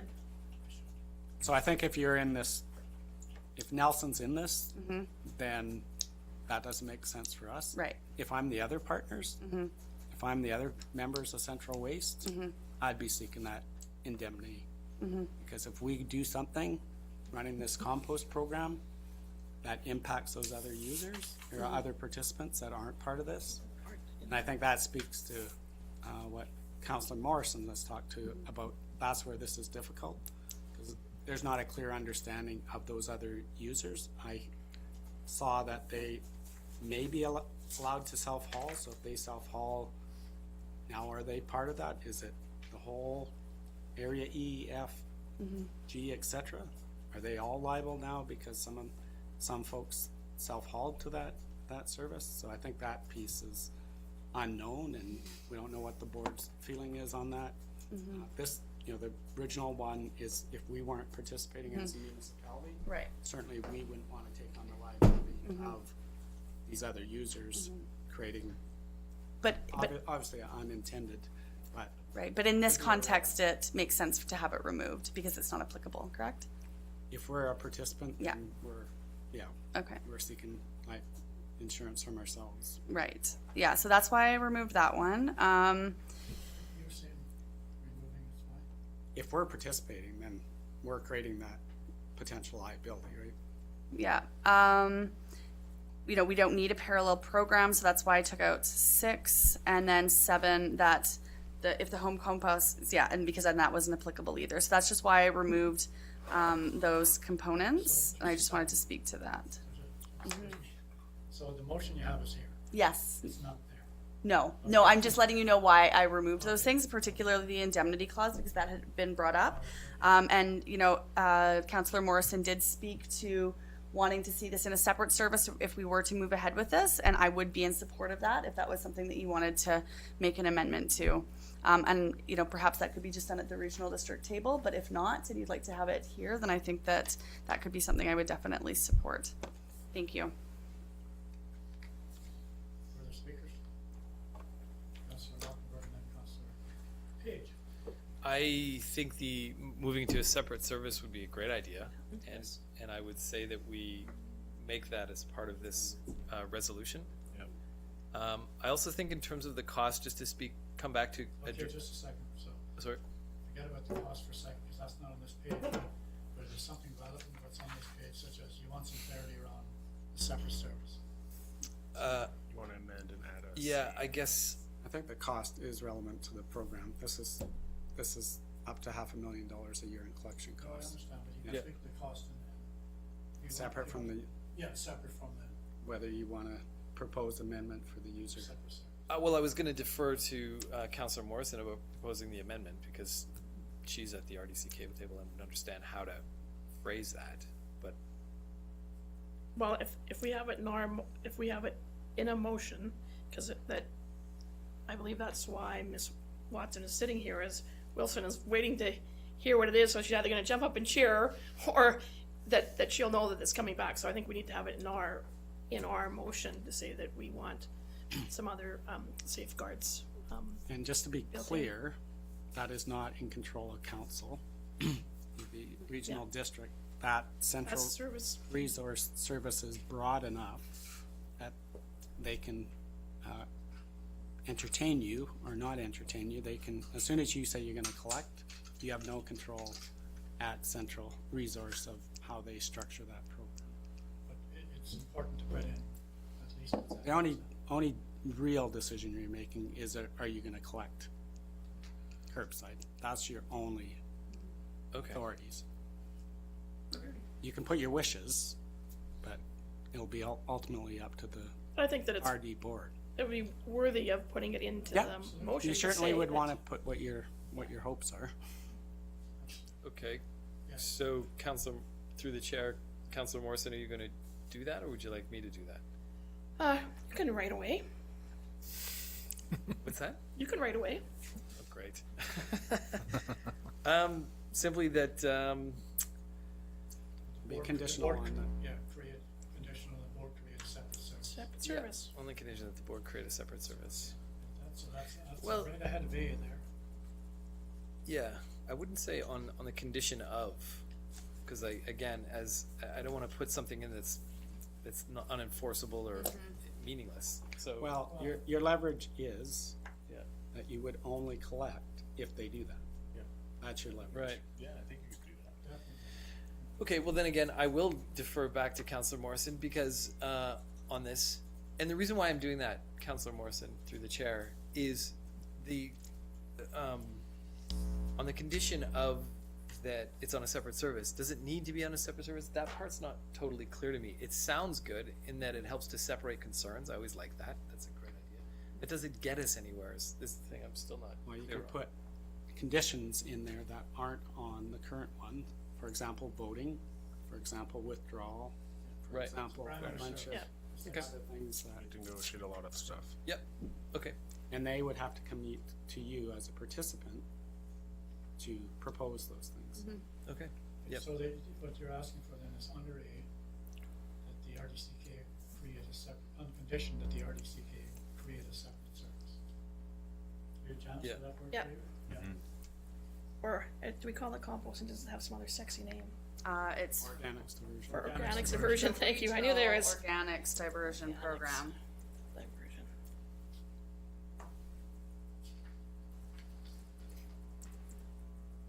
Okay. Okay. Now, you're okay with that? Everybody okay with that Yeah. so far? Okay, Yeah, that's my amendment. Okay, that's your amendment to the new motion.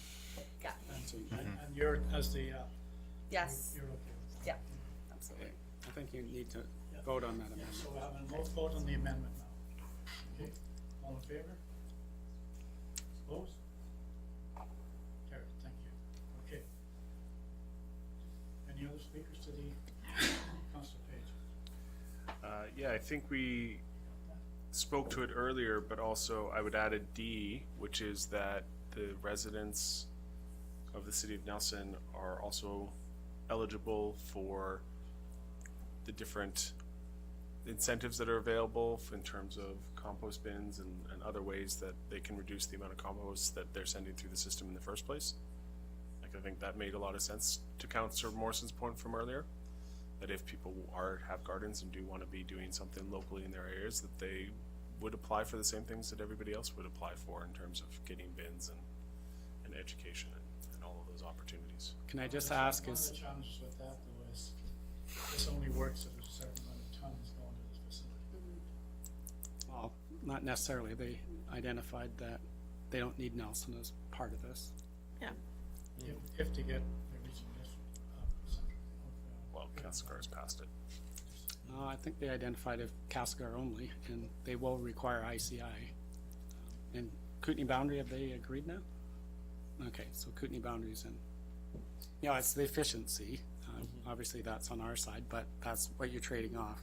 Should I, as a resident, which if I choose to opt into a food recycler and say, and show that I'm not having any organics on my product or in my waste stream, am I forced into paying this $160 additional for collection? So if you're going as far to say, no, we'll give our residents the choice, they need to divert organics, they can choose whether they want to go to us pick it up or deal with it in their own home. So is that the intent of the? Or is it that you want to put D back in? Is that the easiest? Yep, that's what I wanted to start with. I mean, because that's, like, I imagine that includes the education. I don't know. I mean, I think that my intent was to put in D, that we would be eligible for the same incentives. I think what you're speaking to, CEO, is a bigger discussion that I would be certainly willing to definitely entertain if people want to have clear plastic garbage bags and actually demonstrate that they're not sending anything into the waste stream. But I don't know how that impacts everything else as a larger scale, so I do not want to muddy the waters with that at this time. so you want to put D back in. I want to put D back in. Need a second. I'll second that for discussion.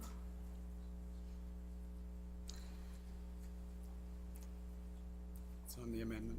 So on the amendment, now we'll Oh, Are we not going to talk about the amendment? D, the amendment. D, this is that any incentives that are being provided to rural residents for composting would be provided to the city of Nelson residents. Is that what we're talking about? Yeah. May I speak to that?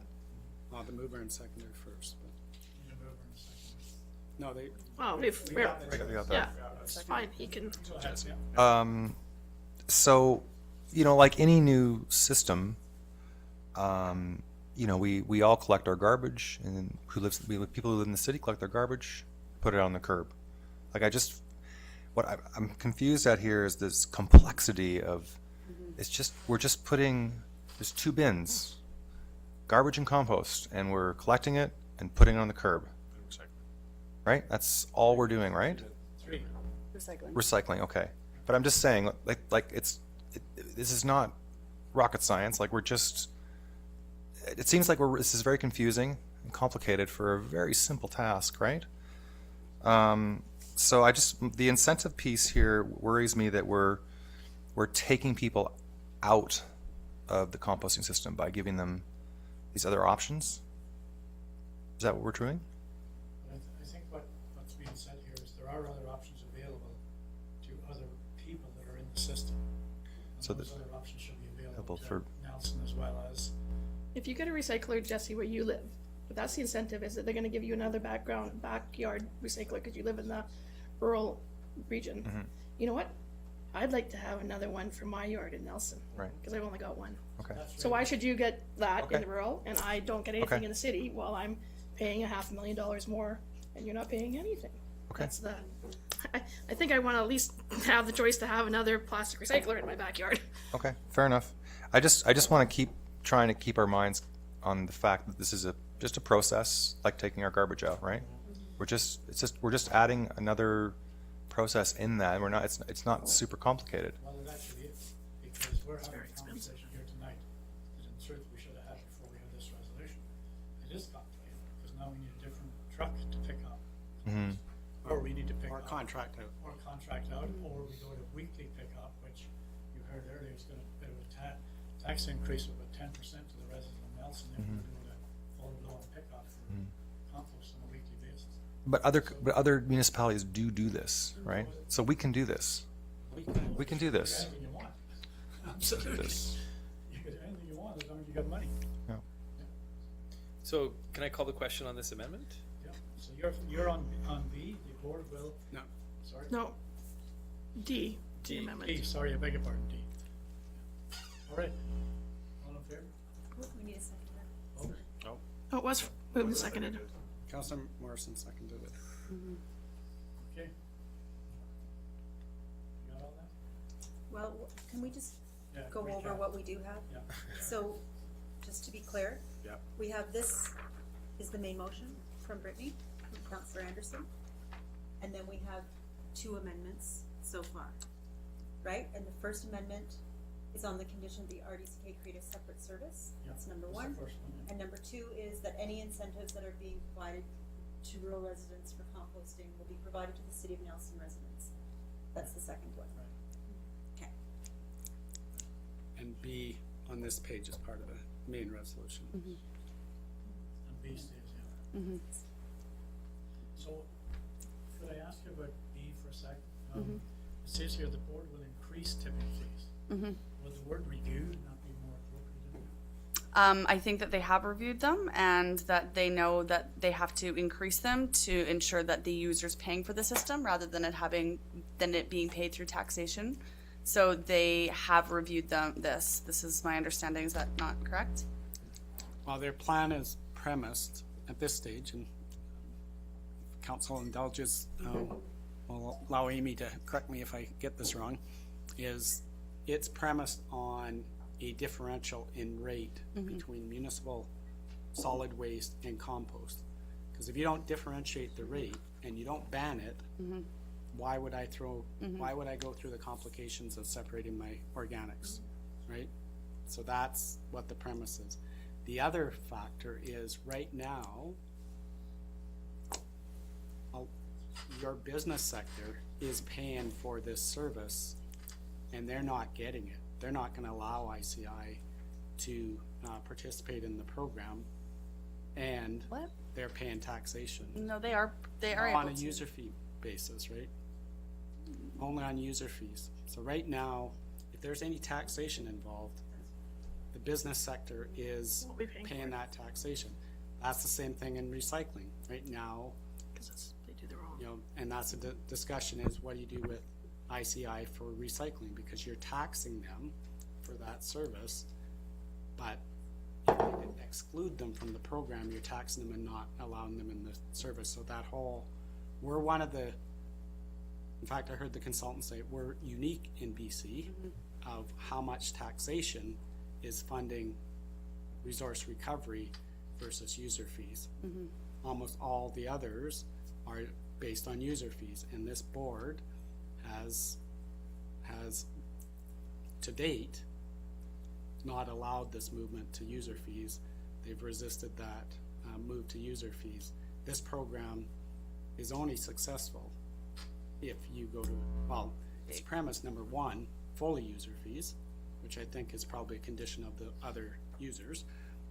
But if it's a separate service, I think that's might be a different thing. But if they don't move to cost recover municipal solid waste with user fees, and you have a model, I'm gonna collect 100% of composting costs with user fees, all of a sudden your compost costs are gonna be higher than your municipal waste costs, and you're subsidizing municipal waste with taxation, which is not gonna achieve. Right, no, the intention is so that there's cost recovery, right? And that's why, this is what you had, included, and I think that that's important. Yeah, absolutely. That's Kevin, fine. I do support that, yeah. And we have to keep in mind in this conversation that when we talk about the ICIs, we're talking about a lot of small businesses. Yeah.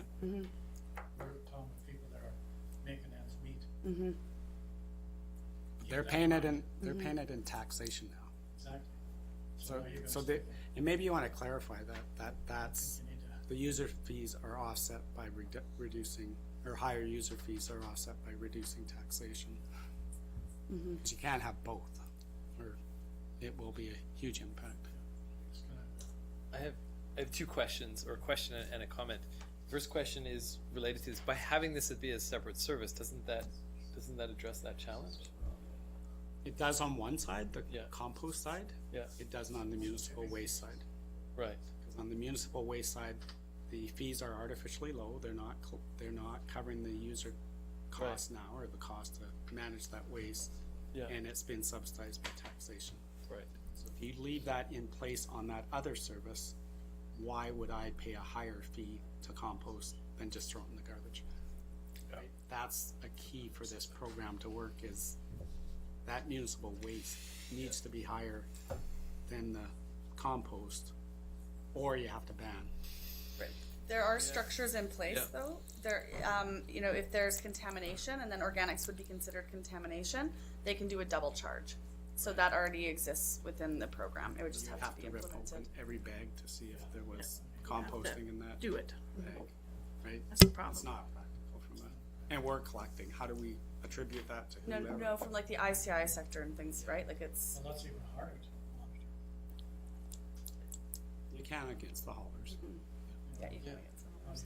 Monitor down, but this is not as simple, sorry, but no offense, but this is not as simple as it sounds. It's a complicated picture, and we need to take into account the business community that's gonna be impacted if we don't make the right decisions here tonight.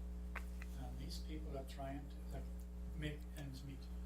We're not in a city of multinationals, we're in a city of small business people that are trying to make ends meet, and it's not fair for us to sit at these tables and say, well, let's just enforce it. Or we check every bag. We can't check every bag. What if we do check the bag and we reject it? Who's responsible for that? My comment was that I was going to make was that there's going to be a cost anyways to ICI, to taxpayers. This, whatever we do, whether it be a food cycler program or not, there's going to be a cost. The question is, which is going to be more affordable for taxpayers? I think one of the thrusts of the argument here is that by taking advantage of some economies of scale, we'll find more cost savings on a regional approach than a Nelson only approach. And I think so. I mean, and we can debate that, but let's be clear that there is going to be a cost either way. For sure. We laid out what those costs are. Yeah. Again, we're not talking ICI. The regional district is looking at either through pricing or banning compost from ICIs. Yeah. And that's something that we have to be In the in municipal that conversation. waste stream. These are our businesses, our restaurants, many restaurants, 60 restaurants in Nelson. So That's just the restaurants sector alone. So I don't know the parliamentary rules on this, Your Worship, but can you make an amendment if you have an idea on how to improve it? Or do you have to step aside? Because it sounds like you've got an idea on how to First improve of all, this. my idea is to be no taxation. That we don't run a program that's gonna cost the taxpayer, and that if you want, that the city of Nelson residents should have the very same privilege as was requested by Councillor Page, right? That we all work together. Why should half the people in the program not participate? Why is that? That makes no sense to me. The reason is because we're a captive audience, and we can set legislation and acts together to demand that people recycle. And we can manage it and we can monitor it. But the regional district doesn't have that program in place. You talked about it tonight. I've been driving out the North Shore all week. Every other property has a fire going on. What's being burned? What's the greenhouse gas emissions out there? We don't have that opportunity here. And we're taking away the opportunity from people in Nelson to have their own composting program.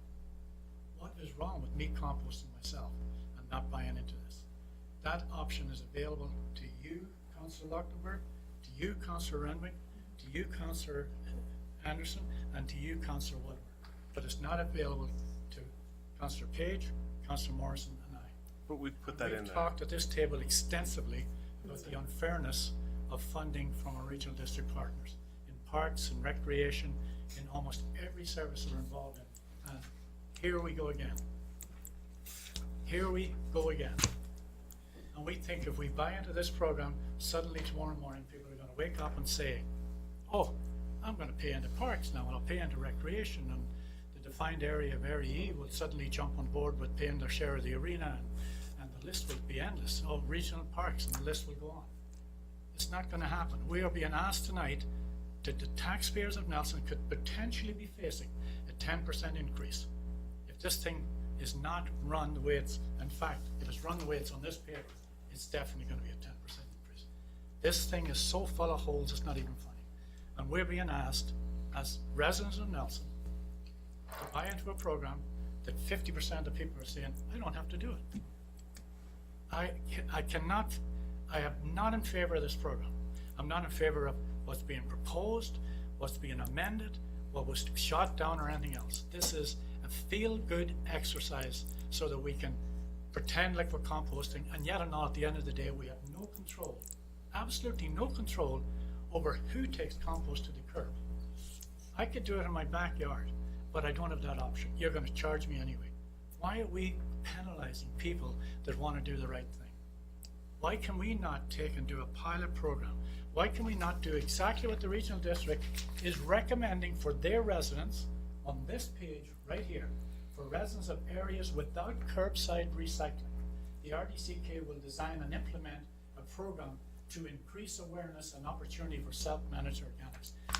Please somebody tell me why me as a taxpayer of Nelson, as a 45-year resident of the city of Nelson, that's put my back into this community, has to pay for a program when it's offered to the balance of the regional district for free and allowing them to do whatever they want. This is not right. And this council deserves to do due diligence around this program, and we haven't. It's obvious by the questions coming up tonight. It's obvious by, we sat and we talked about this, we went through it. We had this presentation brought to us by a consultant that didn't even furnish us with this paper ahead of time. That is unheard of. That is unheard of. Our staff has bent over backwards. We have one of them in the audience, two of them here, another one over there. And the balance of our public works have bent over backwards to demonstrate to us that this model is not going to work for the city of Nelson. And we're going to sit here tonight and we're going to take the burden, the full burden of the composting program, because we can all feel good when we walk out of here. And the rest of our partners, so-called partners, are getting it for free. It's absolutely ludicrous. It's not true, John. Sorry, Your And Worship. I'll be paying. Councillor Morris will be paying. Councillor Page will be paying on his rent or his house or his mortgage or everything else. That's who's paying the bill here. This is wrong on so many levels. Look at the assumptions. First of all, it was mentioned earlier that most of the province is involved in organics. No, they're not. It's right there on the consultant's report.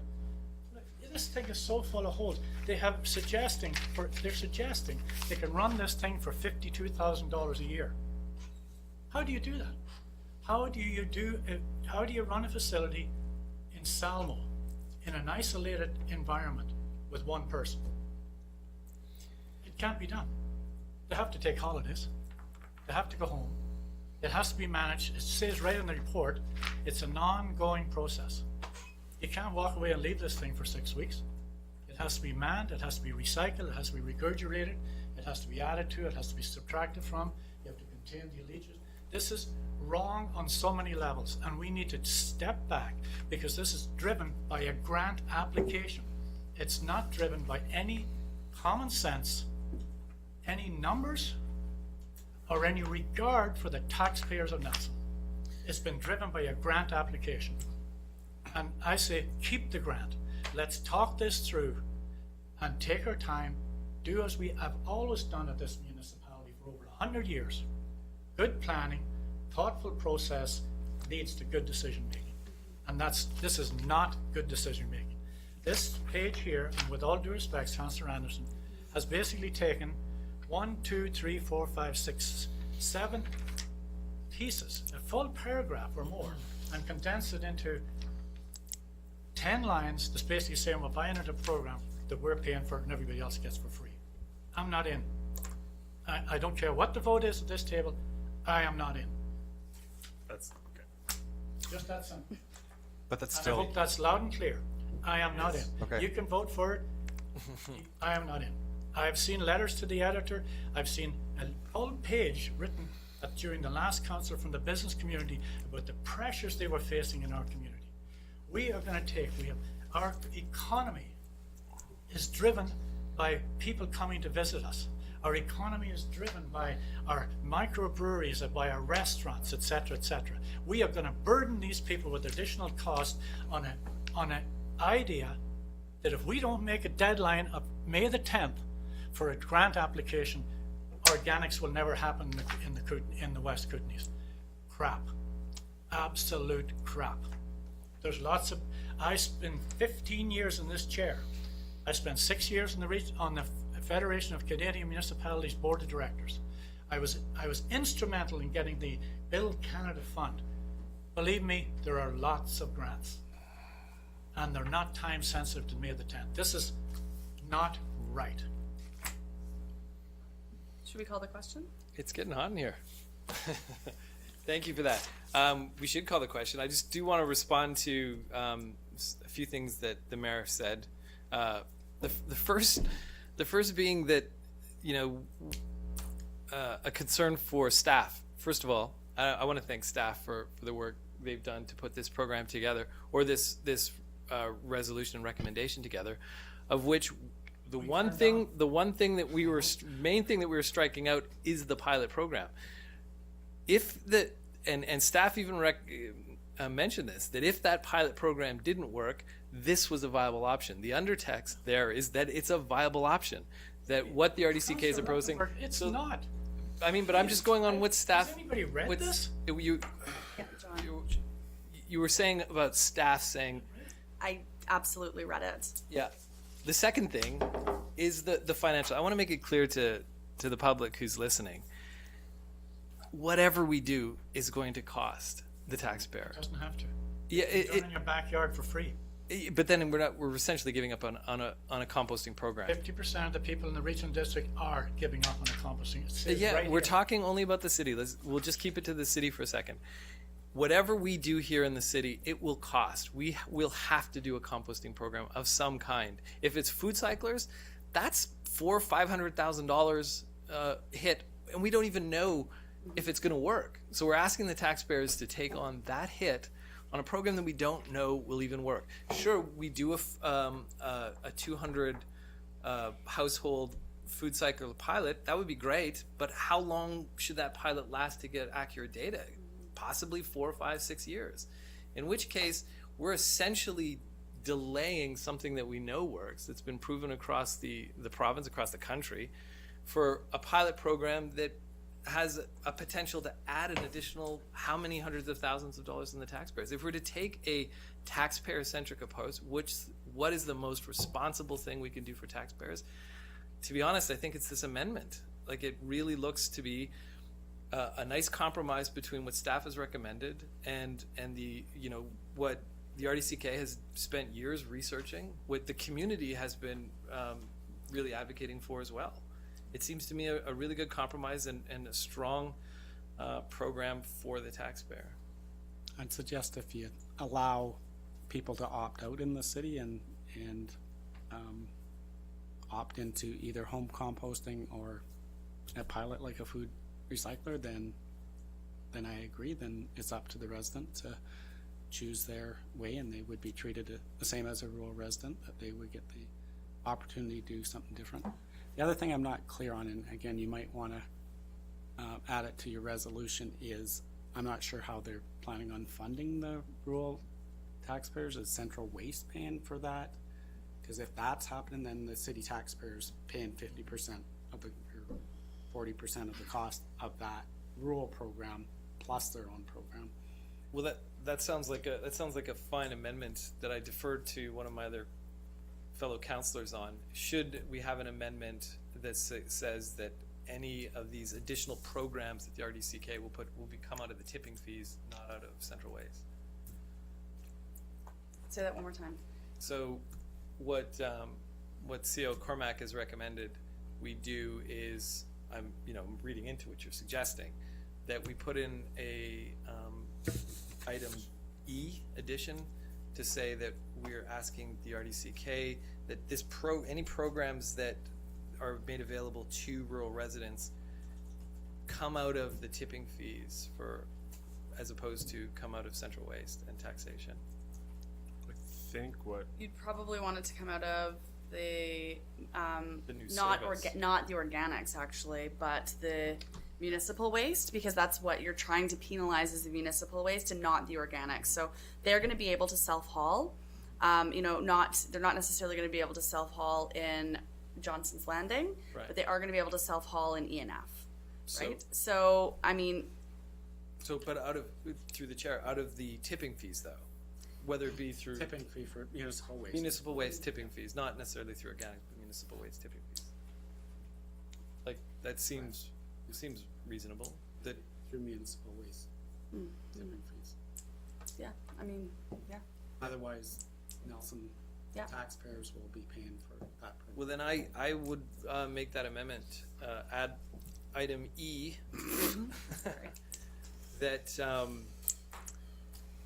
it's getting late, so that the, any program, and help me out here, guys, Want us to any, read it back to you? What Yeah. you just said? Any programs that are made available to rural residents come out of the municipal waste tipping fees rather than central waste. yeah, No, No, that doesn't make sense. no, Then not out of taxation. central waste, out of tipping, Sorry, Kevin. and not taxation. and not taxation, yeah, that's better. So fees rather than. And I think you just have to clarify, not any program, but any organics diversion program.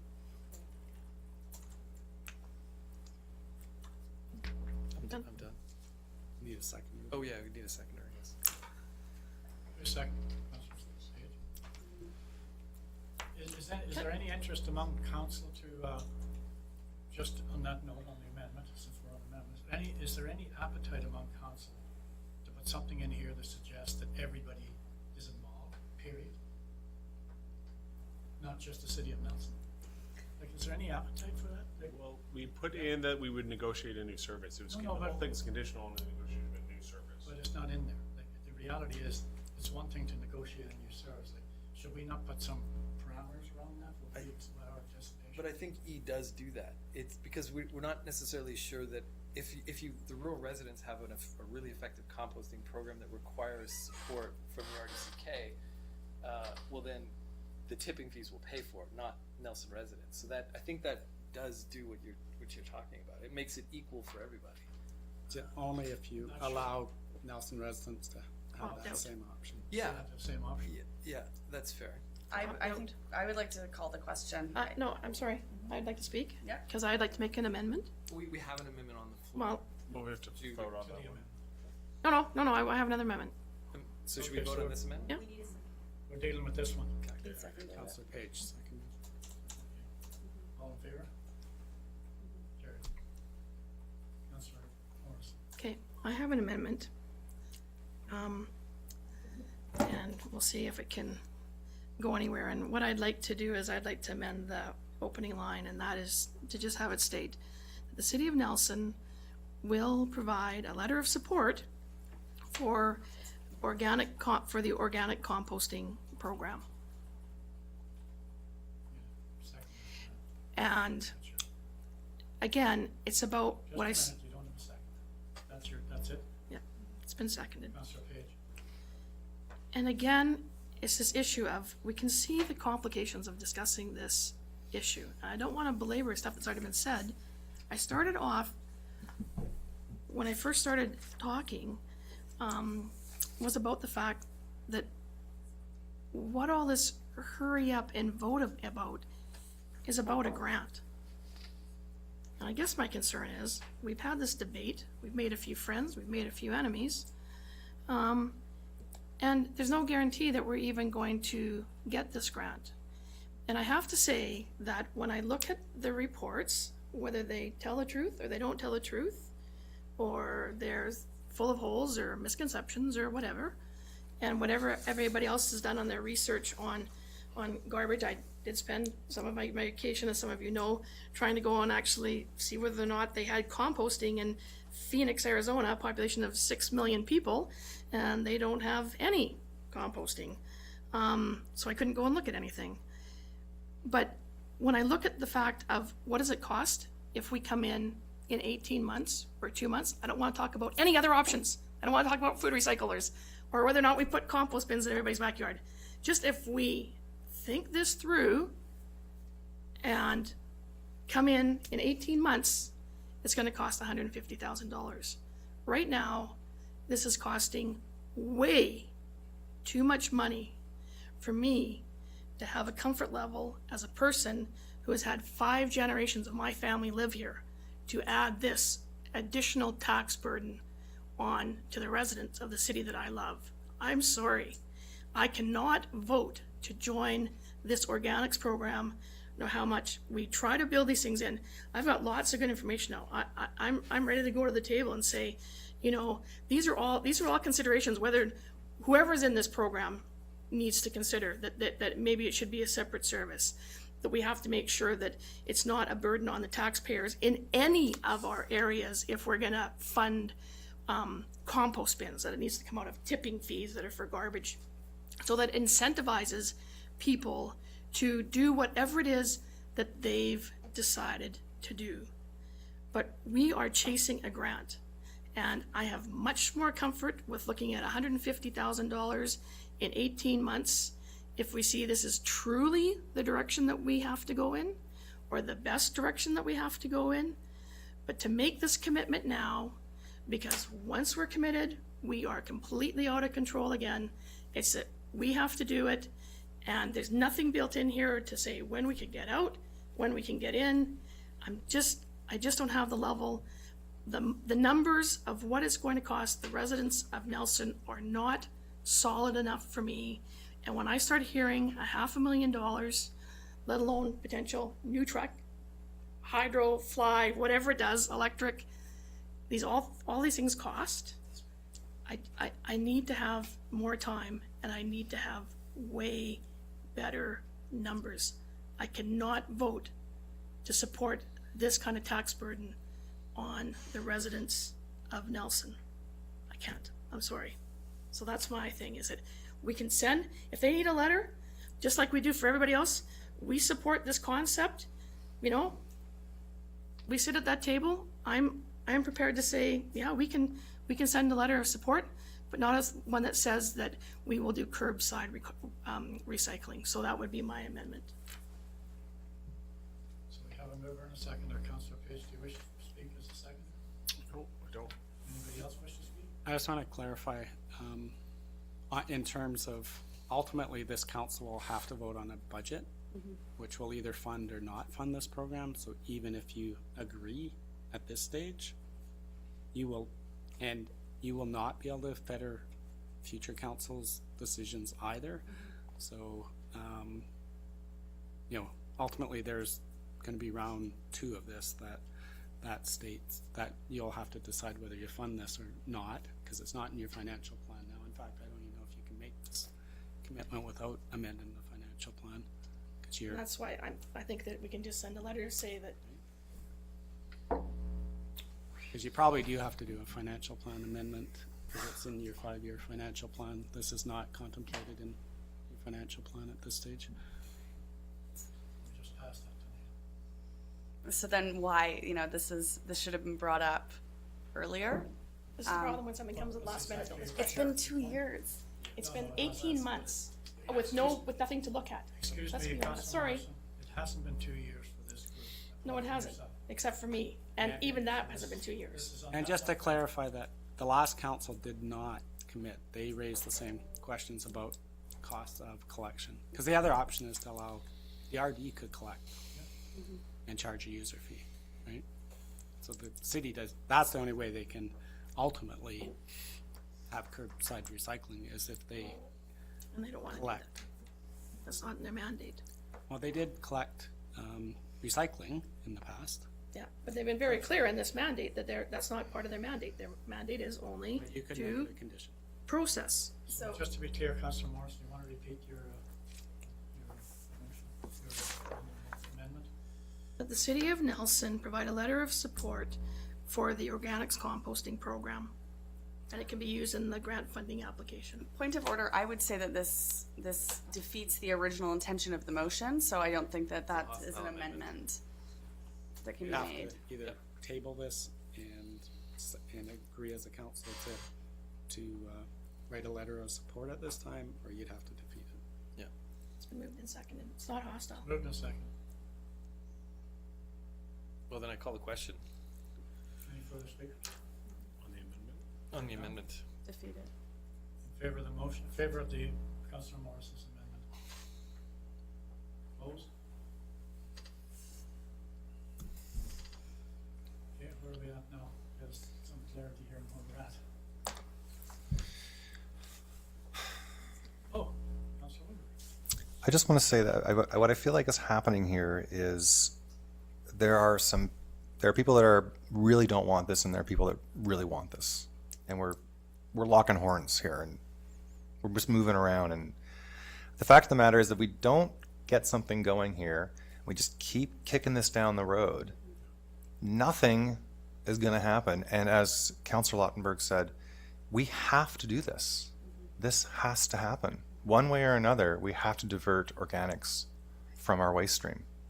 And I think that's what's being asked tonight. Is this the right way? Well, You know, I happen to think it's not. And the main reason for that is I think there are alternatives. It may not be the machine that was offered, it may be the backyard. but if we, But the real challenge for me, Councillor Woodward, is you won't pay for this. I will. but I'm not looking, But I am. But that's how the I know, taxpayers I understand that. I get that. But what I'm trying to get to the crux of this is that we have to do this. And if we don't do this at a scale that matters, then it's just pointless, right? We have to do it at scale, or it just disappears into the wind and nothing happens. And we don't divert waste. But we have to divert waste. This is going to come into law. We have to do this. I think everybody's agreed with that. So It's let's just do how- it. Well, we don't have to do the first one that comes at us, as an example. We're not doing the first one. We've actually made some amendments here. We voted on them. We still haven't addressed, which I believe is another serious flaw in this report, is going to Canucks to do this. Why is it not being done in Odishinya? It's every bit as central as Canucks. And I know from experience, Councillor Morrison, you've been at the regional district table. I have sat and listened to the staff at the regional district. Couldn't get off that site fast enough. And now we're suggesting we go back there.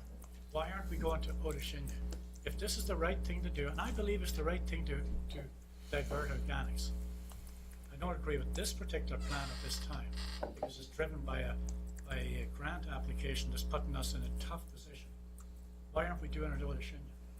I can't for the life of me understand that. But that was for years we worked with East Waste, Central Waste, and West Waste, and we ended up eventually convincing people in West Waste to use Odishinya as a central site. That was like a revelation when it happened at the board table. That Castlegar and the people in West Waste agreed to allow all the materials to come to that facility because it was the best facility. It was clearly laid out in the report. And now we want to go back to a facility that we've closed and we want it to move on. It's high risk in so many different ways. It's not just a tax implication of collection.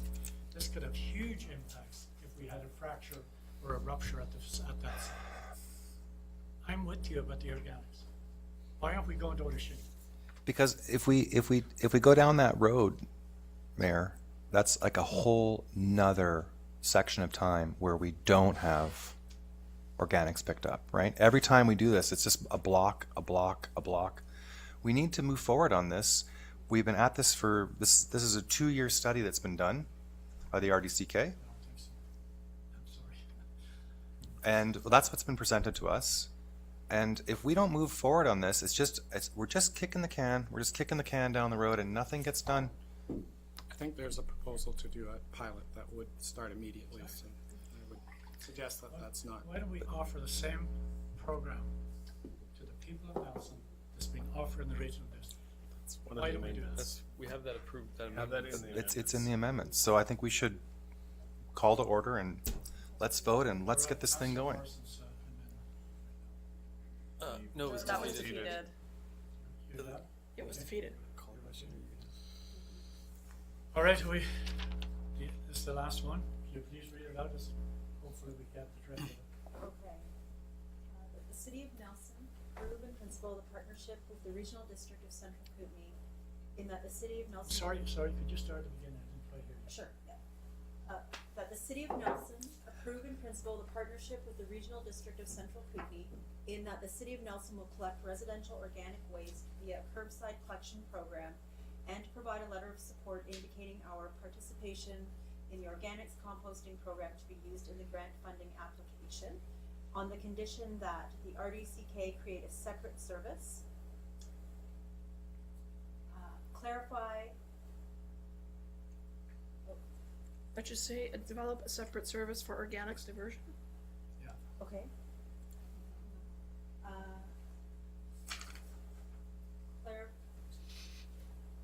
Yeah, it's okay. We're going to, that the board will increase tipping fees at Broman towards a user fee system as identified in the central composting strategy. That any incentives that are being provided to rural residents for composting will be provided to the City of Nelson residents. And any organic diversion programs that are made available to rural residents come out of the municipal waste tipping fees rather than taxation. And then I think Did I miss B? you missed clarity of which service will be responsible for this program, including providing the necessary guarantees that it will be self-funding and any financial losses will be recovered from the participants. Okay, so that's in there, that's B, Okay. clarity of, okay. And I think the only other one is, are you gonna allow Nelson residents to opt out and do their own? Well, Kevin, you're kind of adding an amendment, so point of order on that one. He's asking. No, I'm just asked, that's the one we talked about, we haven't. No one put that on. I'm willing to throw that out there, because I'm gonna opt out, because I'm not paying taxes for this. Sorry, Willing to second for the debate. thank you. I'll second for the debate.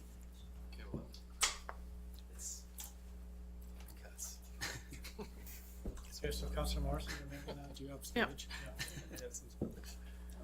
Some leachate. Okay, so your motion is?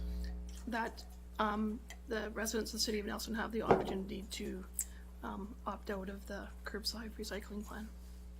If On the condition that they, Do demonstrate. something else. yeah, they do an alternative organics diversion Yeah. program. So for the debate, I would love to hear if that would damage the overall program or not, just be a good complement if you have a thriving garden. If I may? I think that it would. I mean, the opportunity here, like, you know, if people are going to be diverting organics into their garden, fine. We're already hearing that. You know, we had someone from WildSafe here. They're concerned about rats. They're concerned about bear problems, you know, rodents. So, you know, people that are going to compost and be great at composting are going to still continue to do that. There's still materials that cannot be composted in a backyard composter that can be included in this program. So, you know, maybe if you're a raw vegan then and you're composting in your backyard, that might be a different situation, but it's going to be also, I think, additionally complicated to try to figure out opt in, opt out. How are we, you know, if you've opted out, but then, you know, it's going to be more challenging to monitor. If this is a program, it's citywide, it's something that we believe in, it's part of the regional composting strategy. I think that that's the direction we want to take. Otherwise, I think we're whittling down this program to something that's not as effective. Councillor Morrison? So, Sorry, I'll give Councillor Woodward a shot. I was just going to say that anything that weakens the overall structure is, I don't think, a good idea. Now, you know, if you're opting out, and like, how is it going to be proven that you're doing something else? I mean, are you going to have somebody coming to your house and like Would use looking clear around? bag. You might use clear bags so that we could see if there's compost in there. It's just adding another complexity. I just, you know, it's, again, we have to do this. This has to happen. So, We could add this later. what's that? This is something we could think about and add later. We could add that later. Yeah, this doesn't need to be a part of this. Why wouldn't you add it now? It could be added on. I mean, what I'm saying is that, like, if you're having an opt-out version, then you're kind of, before we even have this thing born, you're cutting a leg off. But half the people already have it. But not within the city of Nelson. But why don't we get the other half put there for sharing? Because what you're basically saying is that if we're doing this and you're giving this option, you're damaging the plan. You're damaging it before it's even started. Plan's damaged when you allow 50% of the people not to participate. Okay, if I could.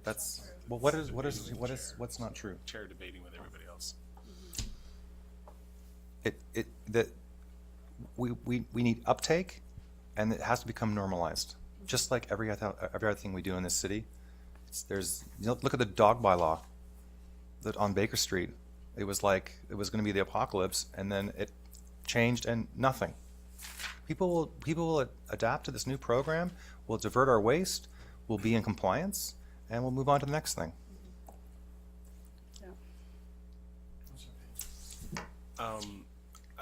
I hear you guys on this amendment, that it will weaken the amendment, or weaken the program. But quite honestly, I think if we design something with clear bags for people who have gardens to have the opportunity to take care of their GHGs, I think that for me is the central point. If you are reducing your GHGs and we can demonstrate that, then why not opt out of the $166 a year? I do not think that if we put the onus on people that it's about reducing GHGs. That's what this all is about at the end of the day, is we need to get our greenhouse gases down and negative. And I think hearing some of the discussion around the table and finding those places to be flexible, I think this is one of those places to give opportunity for people to say, I will take care of my waste and this component of the program. And I do not think it will sacrifice the overall validity of the rest of the program, because I do not think it will see a huge uptake. But I think if we do clear plastic bags and we say and we go along with finding that goes with it, like we do already for monitoring for our recycling, then I think this could work for those people who want to just take care of their great big yards and gardens, like Councillor Morrison. Can I just add before, maybe you want to soften a little bit and say explore that option, because we don't have it clearly. Would it be clear bags? Would a food recycler apply? Is it just backyard? So I think it would be explore at this stage to, because we may at the end of that come back with a recommendation to council that, maybe we don't do it, or here's how we would propose that you do it. We'd have to look at the impact on collection costs, etc. as well. So I would suggest at this stage we probably might be more of an explorer, that option. Yeah, we could change it to explore, but I think that option has to be there.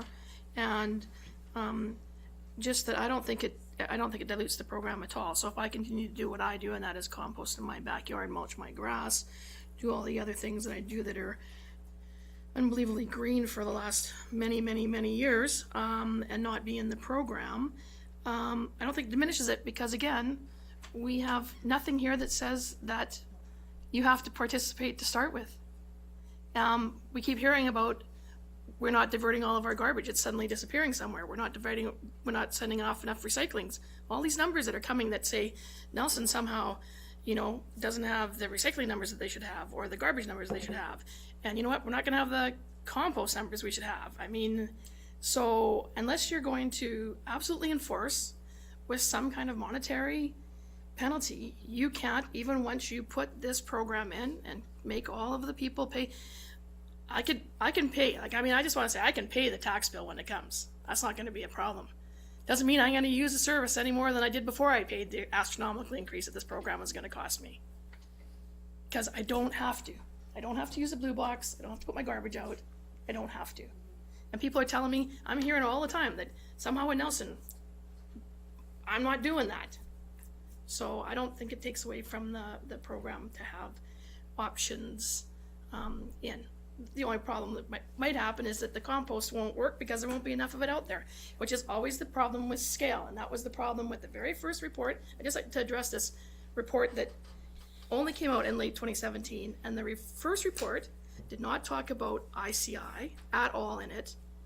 And it was a no, and it was stated in that report that if ICI wasn't mandated, and they need to be mandated, that they don't get an option in this, is that we don't generate enough compost to make a compost facility work. So, I have a question.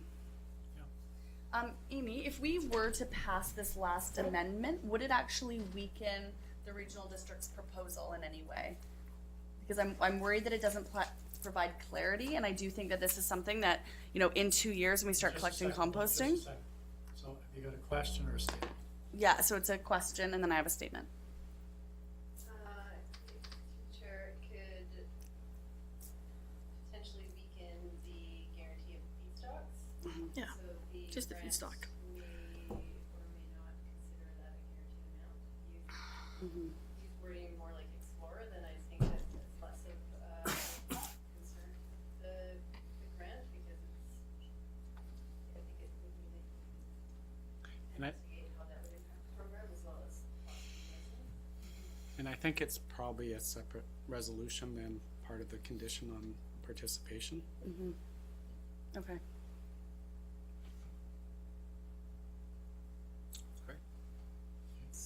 So if you want to maybe split it and have that as a separate resolution. Is it my motion or your motion? I can't remember. Is it my motion or your motion? I can't remember. John, That's my motion, but you'll second it. You're okay with moving it to a separate motion? Okay. And you can probably vote on that one. so on that case, then we just leave it on the table for now then? No, I think you can deal with that Deal with it now? Yep. As a separate? as a separate motion. Yeah. Okay, Then so you can come back to the other one. Okay, read it out again. I'd rather do it in order. Well, this Well, one. we might as well get this out of the way. Do it. One way. Because it's just explore at this stage.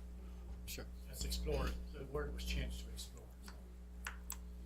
Just I'll explore options for I'm reading this one. residential. Okay.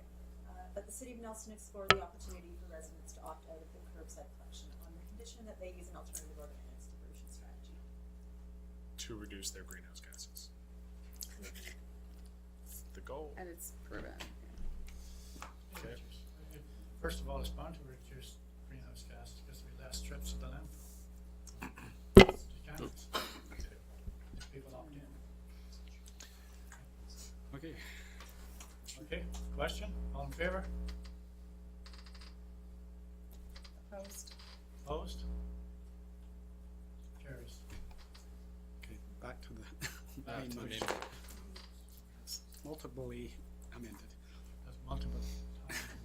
Yeah. All right, so we need to get, You want me to read it again? please, yeah, so that everybody's. Okay. Might finally get to Okay, that the City of Nelson approve in principle the partnership with the Regional District of Central Whitney in that the City of Nelson will collect residential organic waste via a curbside collection program and provide a letter of support indicating our participation in the organics composting program to be used in the grant funding application on the condition that the RDCK create a separate service, clarity of which will be responsible for this program, including providing the necessary guarantees that it will be self-funded and any financial losses will be recovered from the participants. But the board will increase tipping fees at Roman towards a user fee system as identified in the central composting strategy. That any incentives that are being provided to rural residents for composting will be provided to City of Nelson residents. And any organic diversion programs that are made available to rural residents come out of municipal waste tipping fees rather than taxation. Okay, I'm just thinking about clarity of wording, we have that we're gonna start a new service as a condition, and we have at the beginning clarity of which service will be responsible for this program, including, I think we'd take everything clarity of which the service will be responsible for this program to just start with, including providing the necessary guarantees that it'll be self-funded and financially.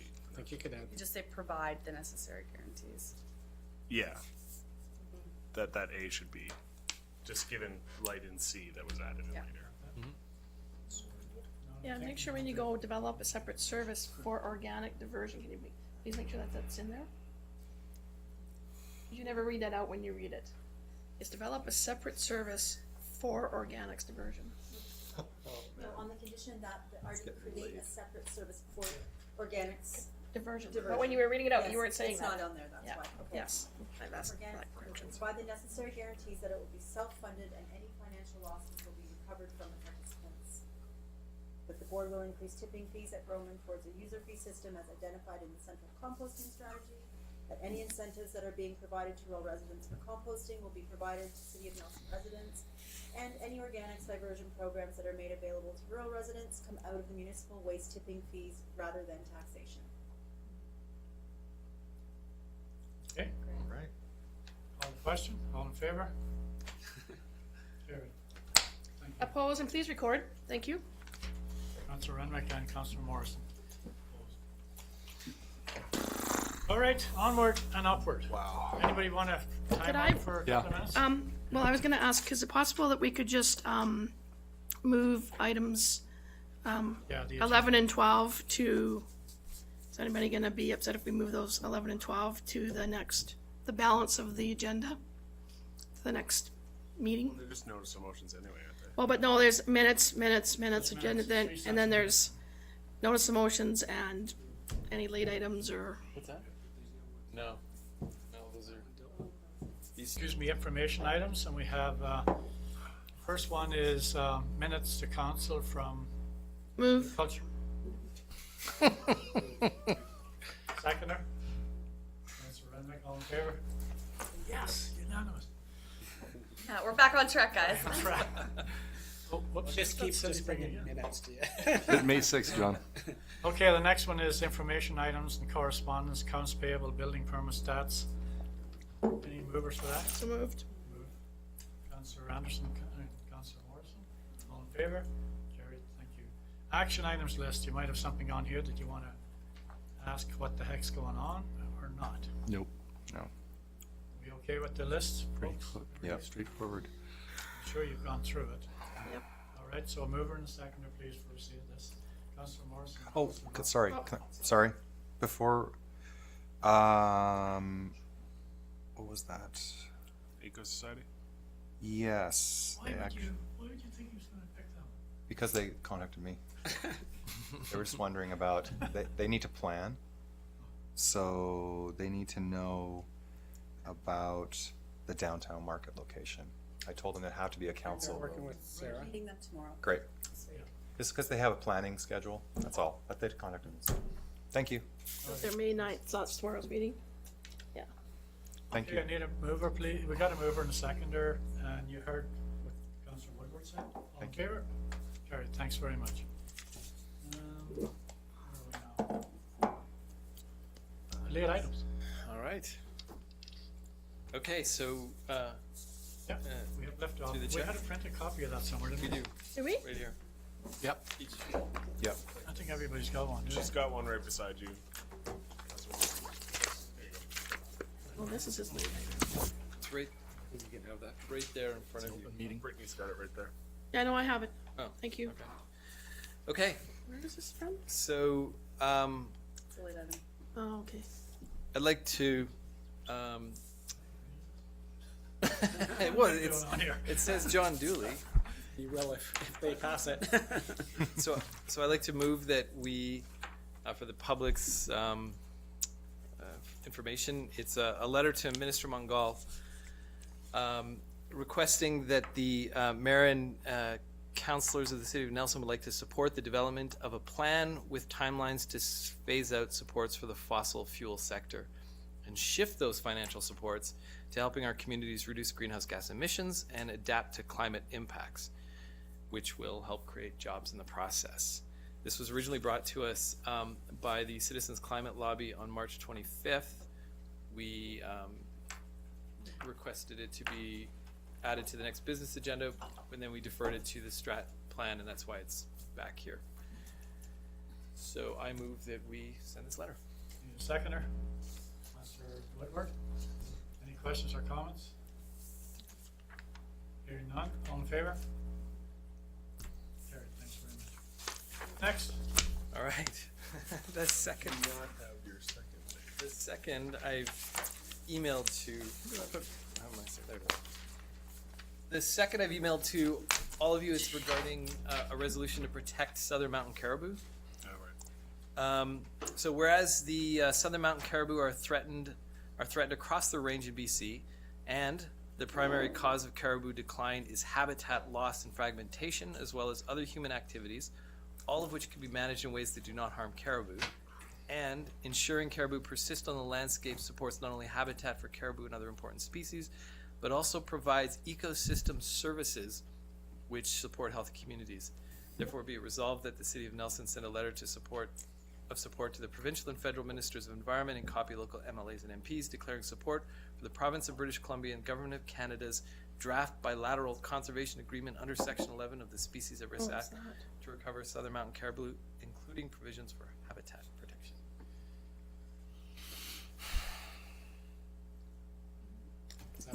That was Second I've by moved. Councillor Anderson. All right, any questions or comments? I actually have a comment. Sorry. I'm just the bearer of all bad news tonight. I was trying to find my letter from the Chamber of Commerce. I'm not an expert on the area of, on the issue of mountain caribou. I've tried to pay as much attention as I can in amongst all the other things that we have to pay attention to. I realize that they have limited herd numbers in our region and to the region just north of us. And I actually do, if anybody wants to know what a caribou looks like, because I did live in the Northwest Territories where there was caribou everywhere, actually, quite a healthy stock. And lest I should say that they actually taste quite good, but maybe that's a conversation for another time for those that aren't meat eaters. Well, it's a staple of the First Nations of the area to have caribou. So I just have some concerns because this is one of those issues where, and I'm just tired. I don't want to sound trivial. We don't have caribou wandering through town. I mean, this is an issue. I think this is an issue where those that are passionate about it need to take a stand, and they need to personally write with their views to those that they feel are the important people to address. Because I read a letter from the chamber in my chamber notice where they were asking chamber members and those people in the business community to write letters in opposition to Section 11, right? So this is one of those kind of no-win situations where you can't sort of be, nobody's ever just a little bit pregnant. And so I think it's a difficult position for the city to take because we have to try to represent all people. And so I just have a bit of difficulty saying, yeah, let's just put the city's stamp on this. I think that if you're passionate about this, I think you need to write a letter. I'm not passionate about it sort of either way. I'm not writing any letters because I don't particularly support really, because I think sometimes the business section goes off this way. I think the environmental section sometimes goes off that way. I think that these are personal issues to bring forward and use whatever channels you have personally, whether they be political or environmental or what other agencies you belong to sign your name to those documents going forward. I'm not comfortable with the position of the city signing this document. Councillor Randwick first and then Sure. Councillor. I am not as well, simply because I don't know that much about mountain caribou. I have not heard the other side.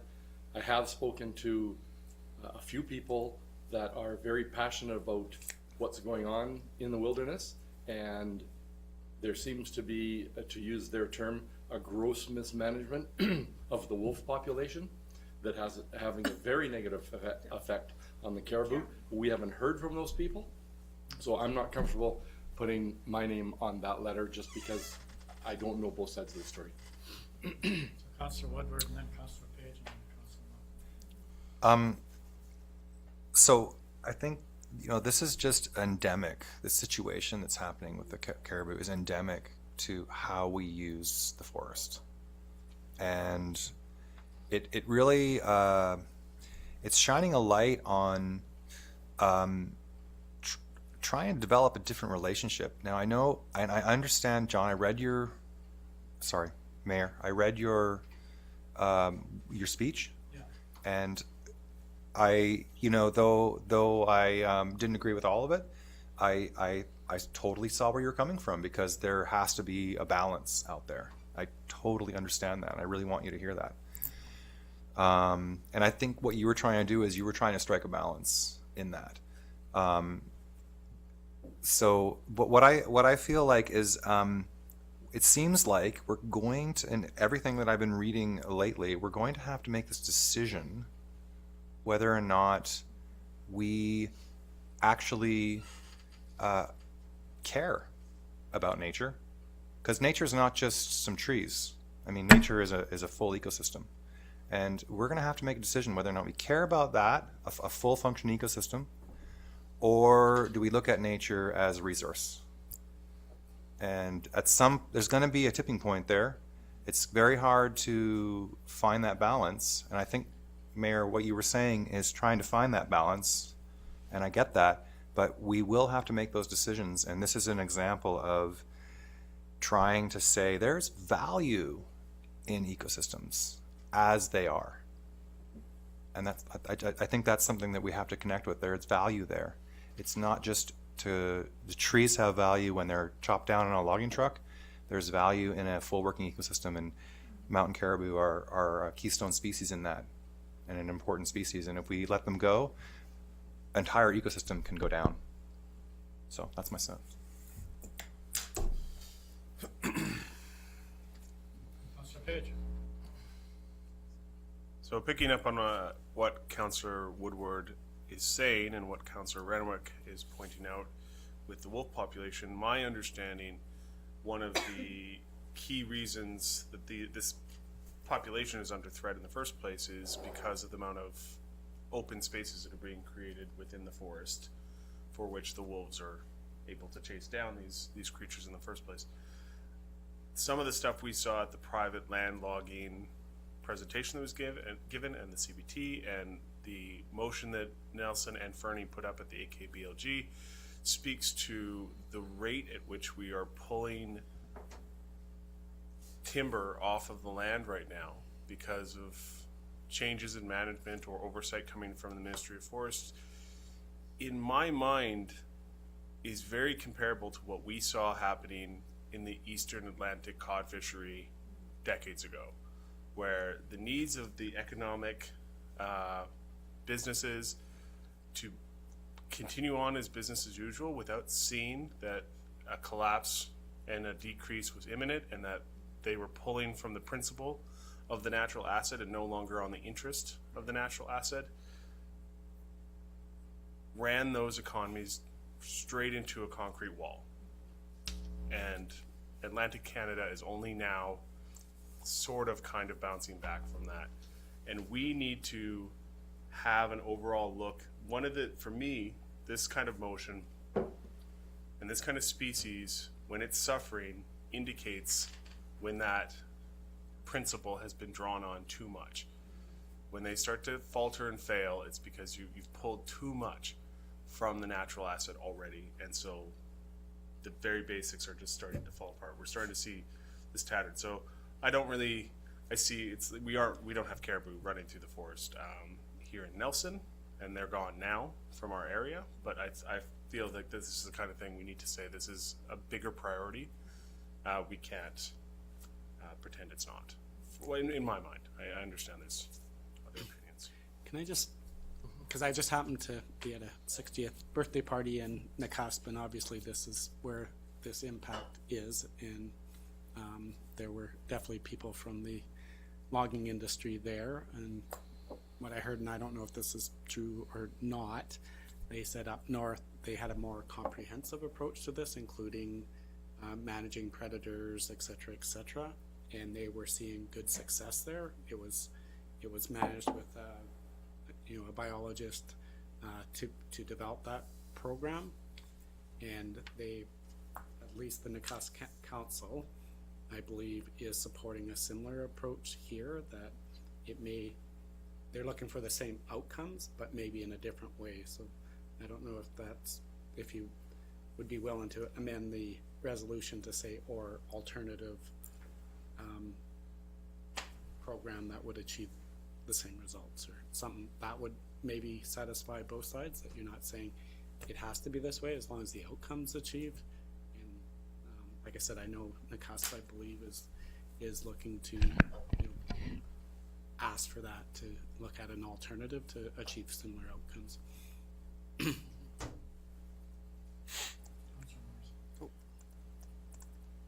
I was next in line, but I hadn't spoken yet. Well, I'm just not gonna go to sleep now anyways. I'm just staying up till tomorrow. Thank you for that, CEO Cormac. I think the important thing that we're doing today is making a statement. I think the draft agreement is a work in progress, and that the province and the federal government will be working out over time, in conjunction with biologists and stakeholders, a comprehensive solution based on what's working. So if it's working in Nakusp, I'm sure they're going to draw from that. I think today, by making this statement, we're really going to support. Janice is having a medical emergency with her nail. Okay, no problem. So I just say, if we pass the resolution as is, I think it'll have the impact to help the draft agreement move forward without and cut through some of the misinformation that's been put out there, and just add some clarity to the debate. As far as this being a Nelson issue, I do think that we don't have mountain caribou running through Nelson. It's true, but we are part of a regional ecosystem of which mountain caribou are historically a part. And our OCP and our Path to 2040 both say that it is one of our pillars to protect our ecosystem. And that doesn't mean just the ecosystem in the bounds of the city, it's the ecosystem of which we're a part. OCP can't do that. OCP, I'm referencing Path to 2040. So just again, it's again, for me, it's just a case of that. I don't think it's a resolution that particularly fits with our work here. I might have, if it could have been softened, have more ability to support it. But just in regards to what Councillor Page said, I have no problem going when we go to the UBCM, and yes, I will be there, to bring up some, and hopefully we'll be submitting some motions about forestry practice and private lands management, and trying to really, again, tell the government that we need to look at, because you were talking, mainly sort of about logging, is that I really fully support changes in that area. So I don't want anybody that's out there listening to say, oh, like she's all pro-business and she, probably lives with a logger, and I don't. That poor guy, he can't kill anything, let alone a tree.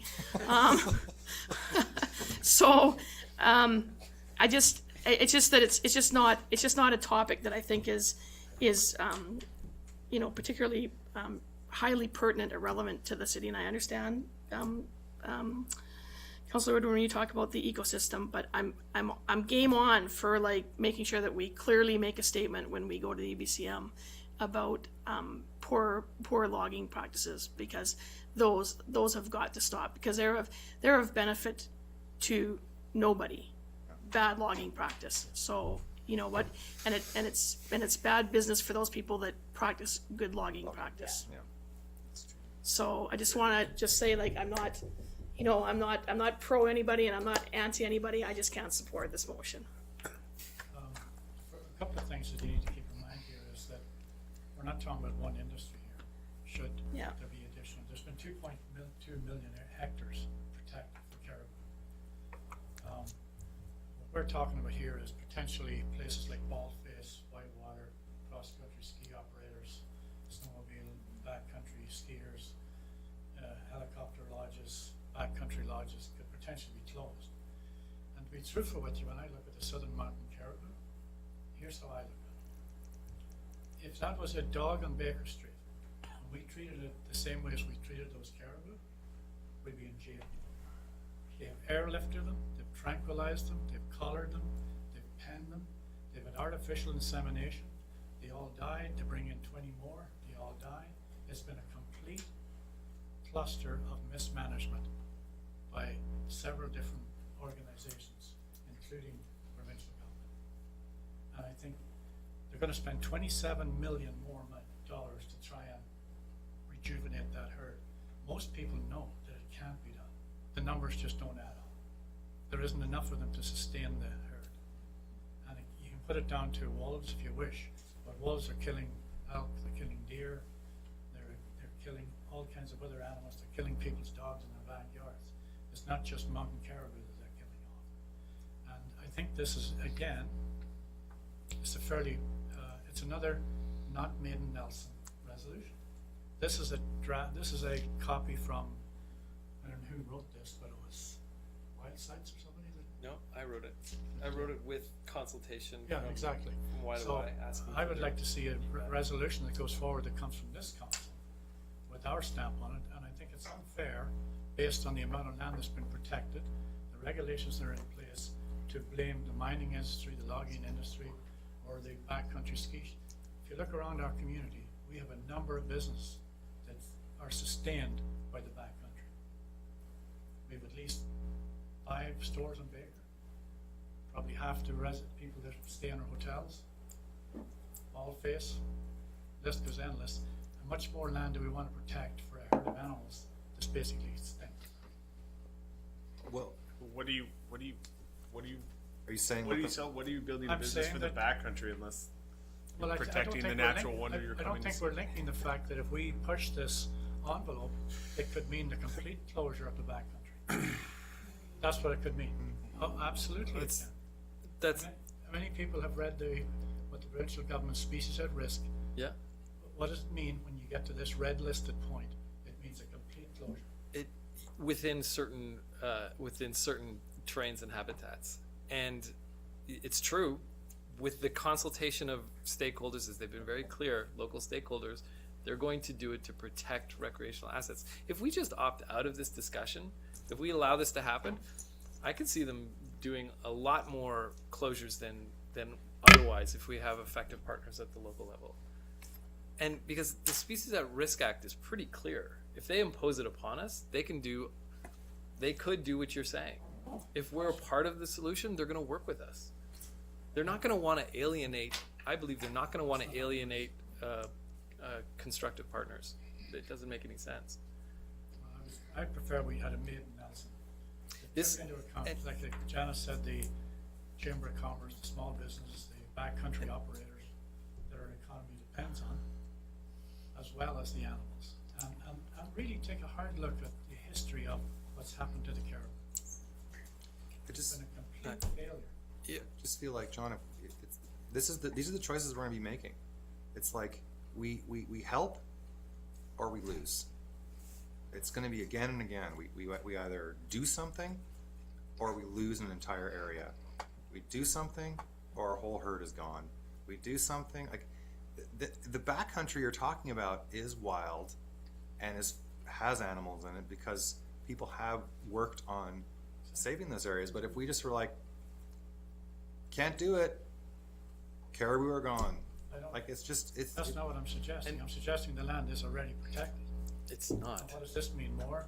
It does mean more land to be protected likely. It also means, like you said earlier, more investment in protecting the herd itself. And if some of the herd have died because the interventions weren't fast enough or effective enough, they're working to improve it.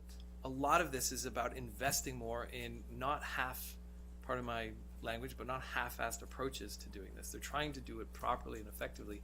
And the draft agreement is about doing it better. I think we're talking about the end of a species. It's really a pretty clear line that has to be drawn. And I think this is, a good start in helping to draw that line. And I think the other thing I want to speak to in terms of the local backcountry users. The building's getting tired. I am an active backcountry user. I've talked to, over the course of the last week, active backcountry users, and they are saying that there's a problem. We're seeing an explosion in motorized, not just sleds, but the new skate ski, the new, what do you call them? They're basically motorcycles on skis. They're everywhere. If we don't get in front of this issue, it's not just about the caribou. It is about the elk and the moose and a whole range of ungulates. Part of protecting the mountain caribou is protecting a whole range of ungulate species. And the reason why we have a problem with the wolves is because we have mismanaged our forests. Not that we have mismanaged on the predation side, on the predator side, but it comes back to what Councillor Page was saying about how we've been foresting the straight sight lines that allow the predators rapid, faster access to the ungulates. Those kinds of things, this agreement is meant to redress and improve upon. And I think it's going to be better for everybody, including the forestry industry and including recreational users. They're going to have, in 20 years, an ecosystem that's sustained and supported and just more fun to be in. Or there'll be no caribou or any other thing, right? It'll just be a bunch of sleds and, Probably won't. well, we could try. I mean, that's the thing. We got to try, right? Otherwise, we're just giving up. Yeah. Yeah. I mean, is that where we're at? Just giving up? I would say put the money in the herd you can actually build rather than trying to revive a herd that's basically gone. That's really what's happened. They're in a pen in Revelstoke. Yeah. Well, They've done it before. They've brought species back from that small, and it's possible. I don't think the federal government or the province would want to invest in a program that doesn't have a chance. And I think they've clearly, and you heard from the presentation, I think they clearly believe they have a chance at doing this. And this is really about that. It's maybe not going to be guaranteed, but it's the best chance we've got. and you did say in your speech that there needs to be a fine of balance between having this natural landscape and its creatures and backcountry access. I think there doesn't have to be an equivalency of like one or the other. Like we can figure it out, but we have to at least support the process. Yeah. And this is a letter. Okay, so we call the vote anyway. All in favor? Opposed? Carried, thank you. Okay, you're still not done, are you? Oh, you are done. Yeah, I'm Wait a minute, late item. Okay, one more. super late item. Council reports, there are none. In-camera items, we've dealt with that. Release to the public, we had Ron's input. We dealt with that. Resolution to adjourn. Oh, wait, hold on, sorry. We have a few things. We have a few things in our in-camera. In camera. No, that's the sorry. in-camera. We have to go in camera. So we're gonna leave that for tonight.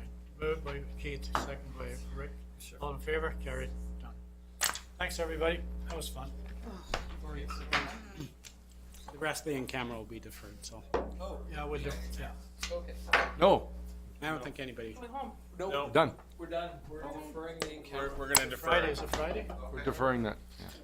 yeah, we'll call you if you want to do it Friday, or, I don't think there's anything urgent on there. But I can probably do a little update if that's necessary. Okay.